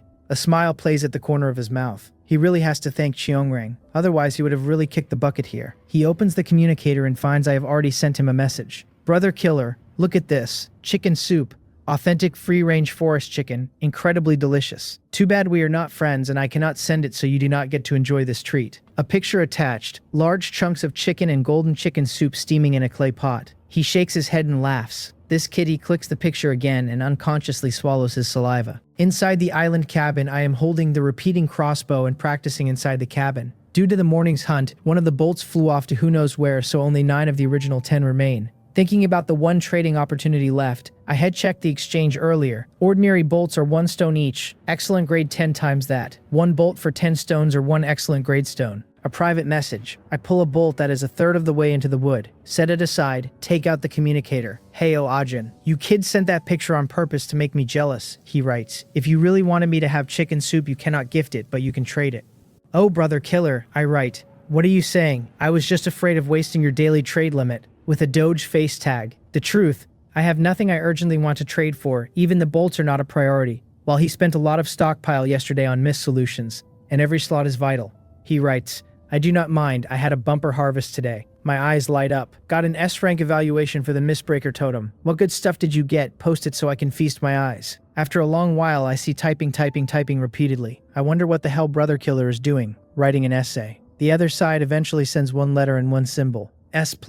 So you were not typing, you were thinking about how to show off. He cleared the hidden tear I had missed during my own draw. He writes, this humble one is unlearned and truly did not know how to brag, so I had to simply state the facts in a plain and unadorned way. Blocked, I write. Do not block, he writes. I prepared a gift for you. I almost lost my life for this gift. Save it, I write. Do not think I do not know you have the undead body today. It is true, he writes. Undead body is only relative immortality, not absolute. I get serious. What happened? The effect of the undead body is to consume the energy within your own body to repair injuries and maintain vital signs, he explains. But if the severity of the injury exceeds your own limits, even the undead body will not save you. So you mean the law of conservation of energy, I write. A damn item is following science. Pretty much, he writes. Anyway, I was rampaging through the thick fog zone today, and just when I thought I was invincible, I ran into a tough customer. First, I found a fruit on a large tree. It was excellent grade. I thought, is this not the classic scenario of a protagonist's fortuitous encounter in a novel? I was not impulsive, I observed first. I did not know until I checked, but the system identified the large tree growing the fruit as a tree demon. Without a doubt, a tree demon that can grow excellent grade fruit must be excellent grade. So you went up and fought the tree demon, I write. Did you win? What are you thinking, he writes. Did I win? I definitely could not win. At the time, I just wanted to rely on the undead body and the fact that the tree demon could not move to find an opportunity to pluck the fruit and leave. In the end, I did pluck the fruit, but I underestimated excellent grade combat power. Every branch was like a giant python. Half of my body smashed to pieces. The energy in my body was not enough for the undead body to repair such a severe injury. Fortunately, I had many excellent grade beast meats on me. By swallowing the energy from those foods, I barely managed to save my life. His words leave me silent for a long time, not because the terrifying excellent grade combat power exceeds my expectations, but because of the tree demon itself. I lower my head and mutter to myself, so a creature beyond comprehension has finally appeared. I had guessed before that the mist continent was too bizarre, that not only various powerful beasts live there, but all sorts of idealistic existences would also exist. Guessing was one thing. When reality truly appears, it still fills my heart with gloom. Survival is already so difficult now. Hundreds of millions of humans unable to eat or keep warm. Yet this was merely the beginning. HOARD on the other side seems to sense the fluctuation in my mood. The creatures of the mist continent are indeed powerful, he writes, but there are also many items and tools that can enhance our strength. We can even assimilate the power of local creatures for our own use. For example, this fruit. I risked danger to pluck it because I wanted to cultivate a powerful creature like the tree demon. I reply with a smile, do not worry, brother killer. I am not so easily discouraged. By the way this fruit can be cultivated, the gift you mentioned earlier would not happen to be it, would it? That is right, he writes. I will send you the item information so you can see for yourself. I think it is very suitable for you. Evergreen tree demon fruit. Excellent grade. This is a magical creature born with self-awareness that cannot be definitively classified as a plant or animal. After consuming this fruit, it can clear impurities from the body and fundamentally improve human genes. Note, this fruit can also be used for cultivation. The evergreen tree demon is different from common grade plants. It uses water as nutrients. If there is sufficient and high-quality water, it can theoretically grow infinitely. Powerful, my first reaction. First, consumption clears impurities and improves human genes. I do not quite grasp what gene improvement means, but it does not matter. With only one fruit, I will not eat it directly. Second, cultivation, practically tailor-made for me. As long as there is sufficient water, it can grow infinitely. Infinite growth. Wouldn't that mean I could feed a dozen tons of purified seawater to the evergreen tree demon seed and directly cultivate excellent grade or even excellent rank combat power in the short term? Brother killer, I write, is this really for me? Isn't it a bit too valuable? No exaggeration. Apart from not being able to run, this thing is far more excellent than Big Orange in all other aspects. Big Orange shoots me a look. Of course it is for you, HOARD writes. This thing can only unleash its maximum power in your hands. As for being valuable, you saved my life. Can this thing be more valuable than my life? Of course not, I write. There you go, he writes. This thing is far more valuable than your life. He sends a question mark. If you were in front of me, I would definitely pin you to the ground and beat you, I write. I saved some chicken soup for you and it is still being kept warm on the fireplace. Good brother. As the trade completes, I receive not only one fruit, but also 2 jin of elite meat. I have not misjudged the person. HOARD is indeed a friend worth making. The fact that he is willing to gift the tree demon fruit unconditionally means the other party also considers me one of his own. He indicates that if there is not enough elite meat in the future, just ask. I gladly agree and think to myself, you clearly do not know Big Orange's appetite, otherwise how could you dare to say that? He does not know about Big Orange, so in his view, giving me a total of 4 jin today would last me 10 plus days. However, I have already decided to reserve a portion of the spring water for him every day from now on. Poor Homestead Spring Eye. Apart from the 300 milliliters of spring water it came with when obtained, it has been in a dry state the rest of the time. Every time a little bit accumulates, it gets taken away by me, and now it even incurs external debts. By the way, brother killer, I write, what reward did you get from the mist totem? Every excellent grade item is powerful. I am not just curious, I want to understand more information about the mist continent. You might as well guess what grade of item I obtained first, he writes. Could it be excellent rank? I write, holy crap, brother killer, carry me. You are dreaming, he writes. Excellent rank is not that easy to get. Even with an S+ rating, the probability of getting excellent rank is pitifully low. Indeed, excellent rank stays 1 to 2%, even doubled, not much in it. Special items are different, 9 to 18%. That gap matters. So that means it is a special item, I write. That is right, he writes, both are special items. Wow, you are the real shill. This is not much different from the probability of drawing an excellent rank item. It is my first time being a shill, and I am so happy. He sends an item info. Diluted Vampire Bloodline Special. A potion fused from unknown ingredients and a small amount of vampire genes. After injection, one can obtain a small portion of vampire abilities. Note, each survivor can only inject one bloodline potion. This item gives me more knowledge about the Mist Continent. Humans can not only enhance their strength through food, but also inject bloodline potions. Whether there are other methods is unknown, but I guess there are. HOARD also has a connection with the vampires. He relied on vampire essence to sustain his life, thereby obtaining the Mistbreaker reward. And the reward happened to give him a vampire bloodline. I cannot help suspecting that there seems to be an unknown existence in the dark influencing their direction of development. However, this special item of his could be said to be very well matched. His own excellent fighting skills combined with vampire recovery, the bonus to combat power is not as simple as 1 + 1 = 2. Of course, Big Orange being a special grade is not bad either. In gaming terms, Hyo-Ajun is the combat type. I am the cultivation type. Wait, there is another reward I write. You said 2 special items. What is wrong is the other item, the Sunflower Manual. Why is it so hard for you to say? That is not it, he writes. It is just that I do not know what this thing is used for. Forget it, see for yourself. Curious. There are items in hand that he does not know how to use. Because of this system, almost every item on the Mist Continent has usage instructions or at the very least a description of its functional purpose. Wait, there is one type of item that has no instructions at all, and many people know about it, but its purpose is indeed unknown. Could it be